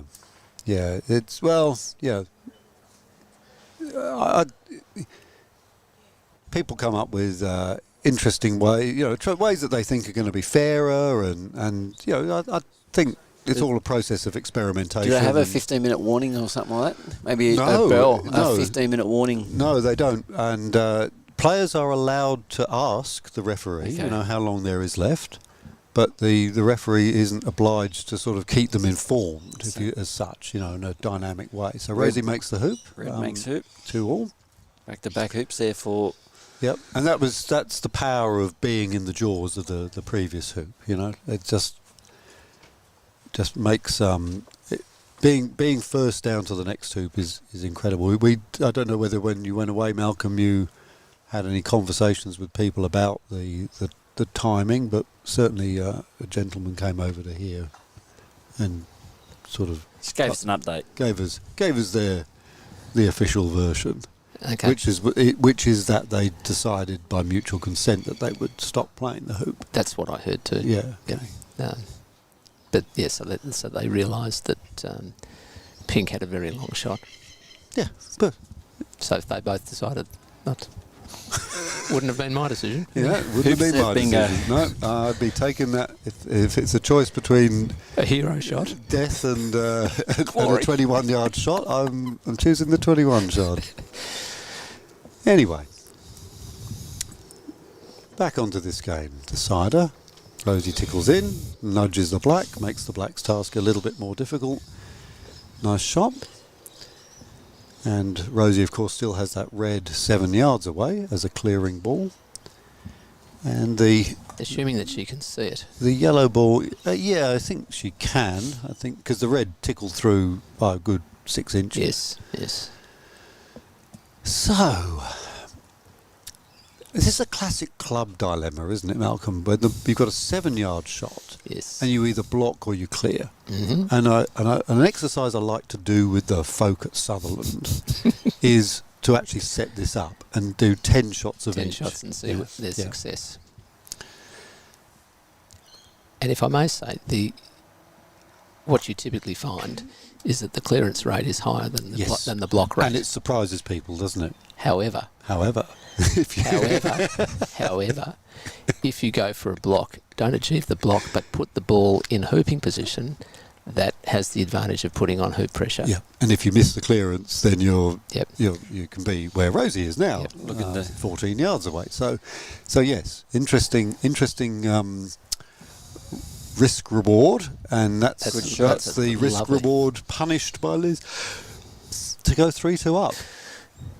Got a hooping back.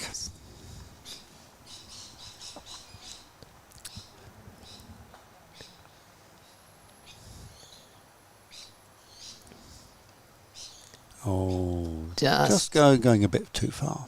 Just going a bit too far. But certainly in the action, And, and yeah, great clearing not in a position where Liz can put a ball to hide from it No. easily. I mean, she could go the other side of the hoop, but she would not be in a hoop running position if she did that. And she won't be happy with where she's put that. That's got a huge target on its head. But it's not just that, it's the fact that in clearing, yellow is going to improve its position. Yes, That's right. that's the thing that I think a lot of high handicap players need to appreciate. It's not the fact that you're going to be cleared, No. it's the fact that you've actually given an opportunity to your opponent to improve their position. To do a centre ball clearance, yellow centre ball clearance on blue. Blue goes a long way, yellow stays in a hoop running position. Yeah. And almost she's done the same thing. So Rosie's got two clearances Two here clearances. So if she clears blue to the southern boundary and manages to keep yellow in a good hoop running position without Yeah. blocking red shot on at which she's done. And she hasn't tried to belt it. She's No. just Very controlled. very controlled. She's focused on maintaining position with her yellow. So Liz is coming back, and I think from recollection she's blocking our camera shot. She's playing, thank you, she's playing blue with a view to blocking red shot on black most likely.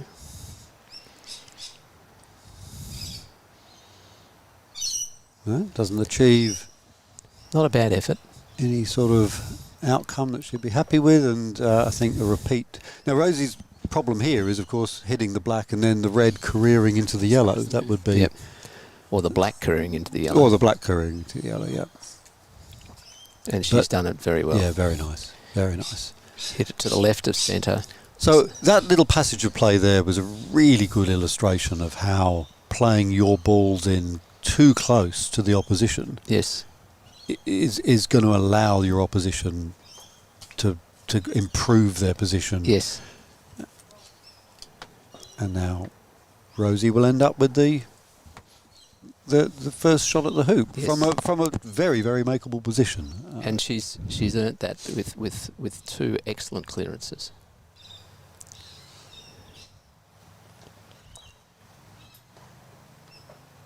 Yep. I Lovely. mean, the other thing I have to qualify as well is that Liz may not have meant to put her balls where she put them. I mean, there's no criticism implied of Liz's tactics there, because sometimes you just don't implement what you're trying to do. Yeah, so Liz is probably trying to play deep, and it just so happens that the ball's gone a yard further. You know, exactly. so it's not. And this is where first ball across, in this case blue, first ball to 7, has the advantage. And she's put it long, which is not a problem. A little bit long, because that could become a very effective clearing ball, depending on where she now puts her black. If she puts black in a really good hooping position, then blue becomes the clearing ball for red. Or blocking, and that's lovely. Yeah. Now, would you go for a let's see what yellow does first. Don't want to jump too far ahead of ourselves. Again, that's a trap. You've got to wait and see where the balls end up before you decide what. Well, I think Rosie has to dislodge the blue, because it is a runner. Yes. She takes the black. That now basically forces the blue to shoot at the hoop. There is no other shot for blue here. And it may have been and it's very makeable. It may have been that Rosie was going for the blue. Yeah, and I hit think the she black. was. Yeah, I think she was. Our powers of telepathy are failing us this morning. Well,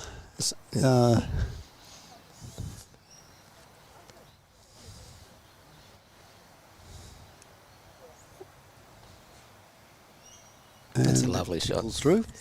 And notice that she hit it smoothly, imparted top spin, and that helped the ball to go through. It is going to be hampered, so Yes. Rosie is not only going to be first up at hoop 8, she's also got the benefit of Liz not really having an effective clearance shot with the blue, and Yes. Rosie has played a fantastic shot. A great shot. So about And when 4 feet from the hoop. when you're shooting to an even numbered hoop like that, it's so important to be short, not long. Yeah. And you're better to be, Yeah, 2 metres short than 2 millimetres long. absolutely.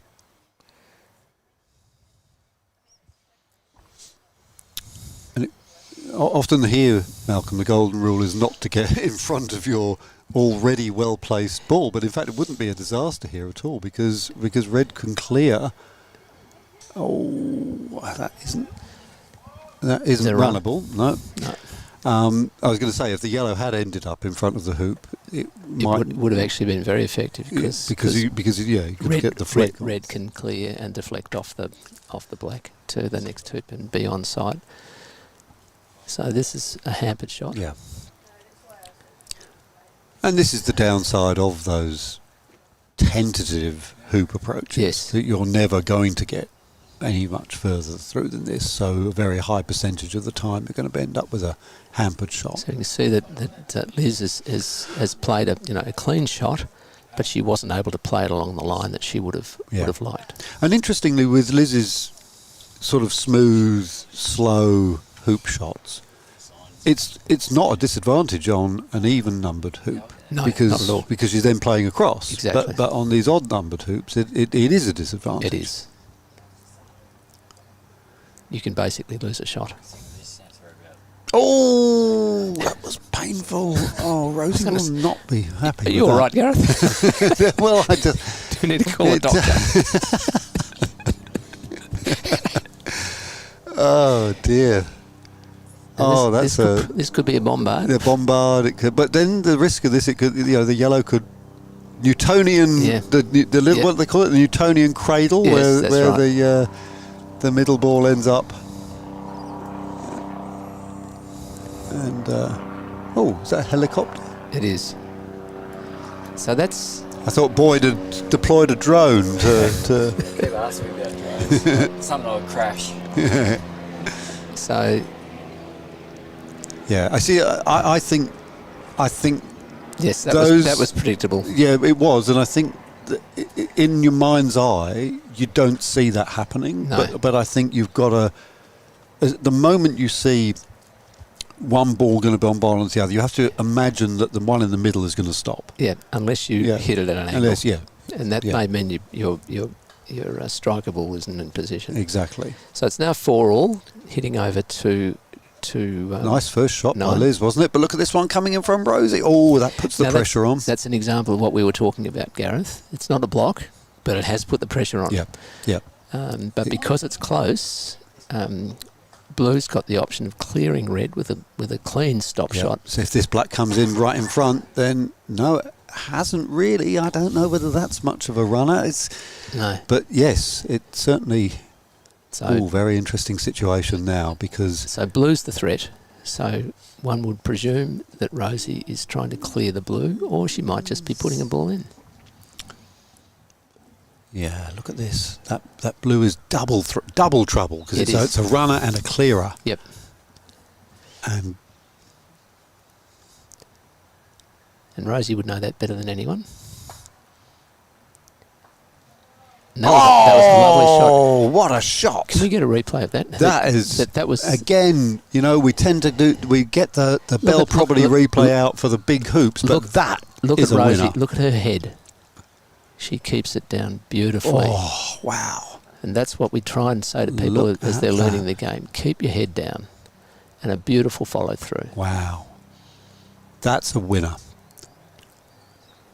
So I mean, that was- if the blue had been just blocked from clearing the red, Yep. now that would have been an absolute winner. But I mean, I know it's only 7 yards for Liz to get rid of this red, but the black is in her peripheral vision, and Well, and also you run the risk of clearing your own ball. exactly. If you slightly Exactly. mishit it. All right, a big, So- big moment at Yeah. 4-all here because an effective clearance here puts Liz massively in the box Absolutely. seat. A miss puts Rosie in the box seat. Yes. So this is a very big moment in the game. A pivot point A pivot point in the match. in the match. Yes. Perhaps the tournament. The tournament. Well, mate, let's know. That would disrespect Brenda Lee's in the opportunities in the final because I mean that's going to be very, very even. Well, it'll determine who is in the final. It determines who's in the final, and here it comes, and she gets the black, and That's disappointing. that's a big moment. A big moment. What a clearance it was from Rosie to put herself in this position. Yep. Helicopter flying overhead. The world's media swooping down to look at what's happening. Drink. No, 5 things. Tea. Makes the shot. No, And Rosie takes that advantage. Oh, well done. We were too busy I ordering I was trying to order. I missed my tea order. It's all right. It's all right. We'll survive. Boyd came to the rescue. It was all Yeah. right. So Rosie's now gone 5-4 up, and she really earned and that, didn't she? And she's gone down. She's gone down to hoop 10. While she's not in a hoop running position, she's in a very nice clearing position. Yeah, and Liz, there's not really a good hiding spot for Liz because Rosie's quite flat on on there. Oh, Rosie comes in with a nice shot. Is it going to get in front? No. It's just too angled. It's jawsable, I think. And going back to the previous missed clearance from Liz, Yes. this is where the experienced players will punish you if you miss a clearance or miss a hoop. Yeah, And that's what yeah. Rosie's done. By running that hoop well, Yeah. she's punished Yeah. Liz Yeah. for missing that clearance. And so instead of being one up, Oh, she's she's lost the hoop, so it's made a 2 hoop difference, that one clearance, potentially. Potentially, yeah. Yeah. That said, the yellow is only jawsable. The blue's hanging around at the back of the hoop. Yep. And but yellow... You think she might try and promote yellow here? She might, yep. She does. And not only does she promote it, but she also puts the red in a running position. So she's now got 2 runners in front. Yep. But Liz, this is Liz's speciality. Yes. This is what she's been doing all morning. Yeah, she's been hooping these beautifully. She has been hooping these. Will she have the courage to take the hoop this time? I think she is. She strokes it. Oh, she bobbles off the right-hand wire. Just off. Oh my goodness. It was a oh bold wow. shot. Okay. Now Rosie. The tables have turned. Rosie with the yellow to run the hoop.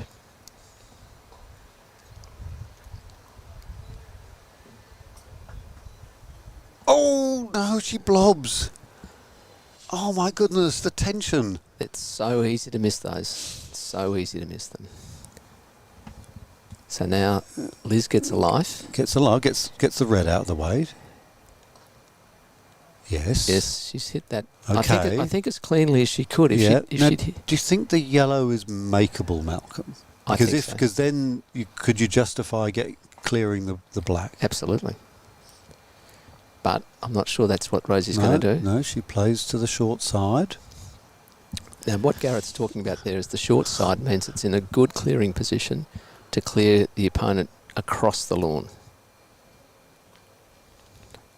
And that's a lovely shot because the black is blocking the red now as well. And it's also in a hoop running position. Yes, that's a very, very nice shot. Great battle here at this hoop, but Rosie putting the hoop down with a regulation shot, which she should have got. She just clips the black, but it's not enough. And now there's a chance for Liz. She's going to clear the red. There's not really very many places to clear the red too. No, because if red goes to the boundary, it's a 7 to 8 yard clearance. Yeah. Rosie can pick this off. Liz is very disappointed with that. Yep. That's now a 5 yarder for Rosie. Very missable. Oh yes. No question about it. Particularly with the state of the game. Yep. And the tension. But Rosie makes no mistake. Okay, so an open hoop. Liz will be first in. Liz has got a ball on the eastern boundary. Rosie's yellow ball is all the way over at hoop 2. So black will play in first. Yeah, you can see the yellow ball there all the way over past hoop 2. And this is where it's critical that black comes into a hoop running position, and she's done it very well. Sort of done it, yeah, definitely. And she may even be wide from the red. Yeah. Liz is checking that. Nice. Okay. Now, if the yellow comes in and hides from the blue using the black as cover. Yes. It presupposes red can see black. Yes. But even if it can't, if it can't, what do you do though? You can't just put the yellow in as a block because then the blue would clear it. At this level, you need to expect to be cleared. Yes. Although what we know about Liz, we haven't seen her hit one hard clearance yet. No. Every single clearance she's done has been a mid-paced, or very slow-paced actually. I wouldn't even call it mid-paced. Yeah. From that angle, I think red can see black, but the fact that Rosie shot at the black would indicate that it can't. Well, I don't think she would have shot at it otherwise. So now Liz is putting on the pressure. She is. Putting another ball in front, and I think she was trying to hide behind the hoop. Okay, how much could Rosie see? She's just playing in. Just playing in, putting. Okay. All right. Now she's on the non-playing side, but Liz going through is going to dislodge her, so it's not Yep. going to be. It's Rosie won't be there after this shot. And it may mean that Liz is less likely to go through. Yeah, Because yeah, because that's of- right. Because It of can her happen, being can't there. it? Yeah, absolutely. And she does go through. And there's a Ooh, stymie. is there a stymie here? There is a stymie. So if Rosie puts a really beautiful yellow in, this could get very interesting. So in comes the yellow. Yellow. That The score looks is very 5-all. nice. That looks very nice. Runnable. Definitely runnable. Right in front, actually, from where I know it doesn't look like it from there, but actually, Yeah. It's a lovely It's a position. nice shot, Thanks, yep. Boyd, for changing the Yep. camera angle. So I think Liz has got to shoot at this. she's got to. She's got to, because Rosie otherwise has a huge stymie. And She again, gets it very nice, and but it's again a soft clearance. So she's achieved the objective. she has, but she but- hasn't got it very far, has she? So what that means is that yellow has the option of a counter clearance. Absolutely. So again, Liz, I think she's got to clear the red, because otherwise the blue's going all the way over to the east boundary. Well, it just depends if the red is runnable. Can we get an angle on that, Boyd? Yeah, it looks. I on the think it red? is runnable. Yeah. No, I think that. Oh no. It looked like it was from where I was I'm sitting. never going to rely on your geometry.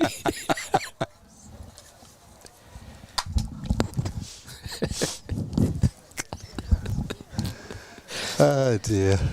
Gareth says What we this need- with such No, confidence. I know, but what we need is them to paint some grid lines on the lawn. So that's what we need. We need them to paint lots of north, south, east, west grid lines. Like on an American football field, where they're all marked. Yes, Gareth. That could take off. I could. I could add the graphic on there. I tried it with Yeah. bowls. Yeah, I tried yeah. to add the circle on, and it didn't work. Oh. It didn't But work. Gareth, you've done that. You've done a two-dimensional Oh, yeah, thing, yeah, a yeah, program. yeah, But yeah. you need someone to watch from the sideline who's actually can Yes. position the ball. Oh yeah, no. If we had someone doing the, mapping the position, Yeah. we could bring that up as an Yes. inset. Yeah, Yes. yeah, for sure. I'll chat to Boyd about that. That's why we need a drone Yeah. looking above, down, with a circle in it. Ah, yes, indeed. Yeah. Oh, for a drone. All right. So while we've been distracting ourselves, we've been That's really at this complete, the tension point in this match, 5-5. Liz puts in another beautiful shot. Yeah. Ethan just reminding us what Newton's cradle is. All right. Okay, Rosie with the yellow. Hoop running. If she misses, Blue's got a fairly easy shot. Yep.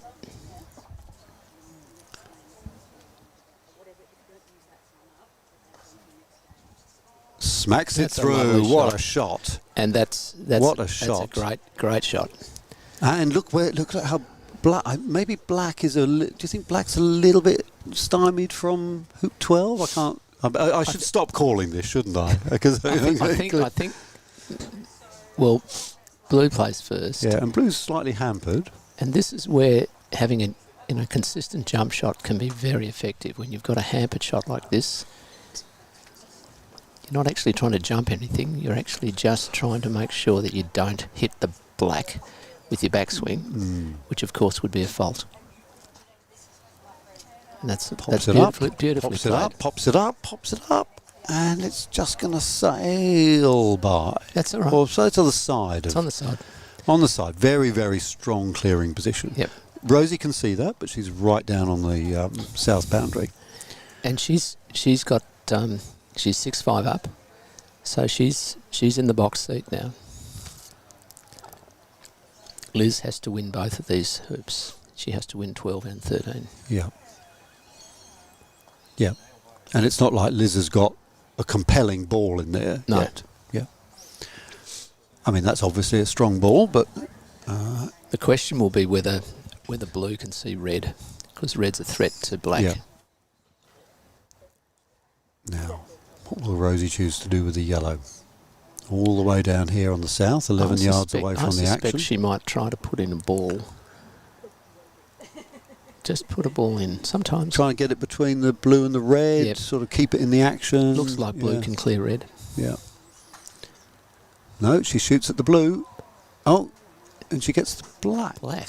Maybe she was shooting at the black. She might have been, She might yeah. have been. The black was a danger ball. And now there's less incentive for Yeah, blue there's- to clear red. Difficult because- to see where blue can go, apart from just hiding behind the furniture. Yep. So blue's put itself in a position where red can't see it, it looks like. So Rosie, there's not much point Rosie just setting up close to the hoop in a hoop running position, because blue will just clear and maintain position. So that was a good shot by Liz, putting blue there. Certainly was. Yeah, as you say, Malcolm, very few places for red to go. Yes. However, it does keep the rotations alive. It buys Rosie time to come back in with Well, her see, yellow. I don't think Rosie needs to buy time. It's Liz who needs. Oh, yes, Liz needs to make the hoop. Liz is 5-6 yes, down. sure. But what I meant was on this particular Yes. hoop, it's like, even though Rosie's yellow found itself a very long way away, the fact that Liz took that turn in hiding means that Rosie's going to have a chance to bring the yellow back. So Liz is saying, looks like she's going to clear the red. Ooh, Bit of a bobble. Bit of a bobble. Yeah, bit of a bounce. bobble. Yeah. Can we have a Bell property replay on that bobble? Absolutely. Although I suppose this could be, maybe Oh, maybe not, because or just because Rosie's yeah. about to maybe shoot for the hoop here. Oh no, she Or just just- tickles in. just- All just right, so we are lagging okay. in. We are okay for a bit of a bobble, a Bell bobble. Let's see what happened. And That's the first time I've seen that here. Yeah. Sometimes when you have a lawn with character, yep. there can be unevenness, and people can unintentionally get elevation, not when they're doing a jump shot. Yeah. And All that's right. the first time I've seen that this morning. So the lawns are very good here. Now, Malcolm, the longer the rotations on this hoop go on, is that better for Rosie, do you think? Because she's just able to just exert some control, stop, because her main thing is stop Liz from making this hoop, or at least stop Liz from making the hoop in a way that doesn't allow Rosie to be first up at 13. Yep. And I think that's the key here. Ooh, so that's a style. Not touching ball, unfortunately. It doesn't look like it's otherwise we could have a bit of AC action. But they're both going to have a look at it. I think they agree that isn't touching.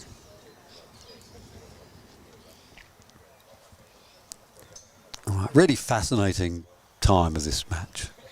We're Yes. very, very lucky that we've got this match so evenly poised. One game all, 6-5 to Rosie at the moment. So it's red to play. Red to play. Black patrolling towards the west there, looking to take anything that red puts in the zone Yep. and knock it away. And if blue is in a hoop running position, then black can do a deflection to 13. Yeah. And that's the danger for Rosie. She needs to make sure she avoids giving Liz that opportunity. Yeah. Now, if Liz puts a lovely black ball in here, Rosie doesn't have anything with the yellow. Not really. So it would come down to whether or not the red could clear the black. Now, why is Liz... Oh, we're not having time issues. Oh, it wouldn't matter now anyway, because the game is either going to be 7-5 or 7-6. So it wouldn't matter if there was a time issue. Well, it's got to Okay. get to 6-all for it to go to 7-6. Yeah, yes, but what I mean is it's not like there's a two-hoop thing. It's not like... Oh. Rosie has played a shot which has put the blue in front of the hoop. Mm. And if it's in a hoop running position, It's certainly dawsable. Oh, it's it's still there. It's still there. And now Rosie is going to obviously clear that and perhaps even get an in off. You never Yep, know. That's right. Yep. And the nice thing about this is that she can aim for that, the right-hand side as she looks at it of Yes. the blue. Yes. Because if she even hits the hoop, it's going to rebound back. That's exactly and right. dislodge the So blue. she's got Okay, a big broader shot. target. And she gets in the jaws. And that's a great outcome. Wow. Oh, that's cruel, because now the yellow is going to be able to promote it through. Liz can't extract it with the black. The only way Liz can extract it is with the blue. With the blue, yep. And she's got to stop the yellow The peel. from So the peeling. the first step is to Yeah. All right. But this is now looking quite desperate. quite bad. And even now, I mean, okay, so you're Rosie now, you're going to go for the shot that seals the game by promoting, or are you just going to lay the yellow up as insurance against the blue? Either of those. So, I mean, if Rosie wins this hoop, We got a different view. That's game. Is it? Yeah, we'll have to take this view. I This think is I think good. she goes for the promotion. I don't know. No, she's just going to tickle up. Yep. Yeah. And Yeah. that's a good think- that's a good shot, Yeah. because Yeah. if blue now does clear, Yeah, with the hero, The the, red. hero shot on this red. So this and is Liz could do that, but she may Well, not hit every it very time far. here it comes. Oh, she misses it, and that is our second finalist. That is, it looks like it. That is the conclusion of a very, very entertaining match. Well done, great game. Really fantastic. Well done to both Well played, players. yeah. Fantastic spectacle. And thanks very much to Boyd for his coverage. No, Thanks it's a very good much game. to Bell Property for their Absolutely. sponsorship. We've been treated to some fantastic action this morning. We have. And I don't know what time the finals Best are. way to stay up to it is subscribe, and you'll get a notification when we go Yeah. live in Is about it- probably 40 minutes or so, half 40 hour. minutes. Is it a separate feed? Is Yeah, it we'll have a broadcast? new feed. Yep. Yep. So we'll have a Okay. new feed for the final. So that's already up already. So what we also should do is, when we've got that new feed, we should make sure that it's put on Croquet Scores as well, because and Facebook and what have you, because I don't think not everybody would know that. Youtubelivesports is where we are, and Yeah. I'll be sharing at the Croquet New South Wales Yeah, and all those good. little sites Yeah. as well. Excellent. So, but if the viewers can do that as well, that'd be fantastic. Yeah. Well, just before we go, if the viewers have got any thoughts, that would be good to know. But I hope you enjoyed this morning's coverage. Malcolm and I have certainly really enjoyed watching these matches, and really, there's some good tactical themes have popped up, haven't they? Very good. Very good. Some excellent play. Some good, good reflection on the way that time should be managed at tournaments. I think that's something that's an ongoing Yeah. topic for discussion, and be refined and get better and better as time goes on. All right, well, let's rack it up All right, and have a break, and we'll be back with the final very All right, soon. thanks all. Till then, Good. ta-da, bye-bye. Bye-bye.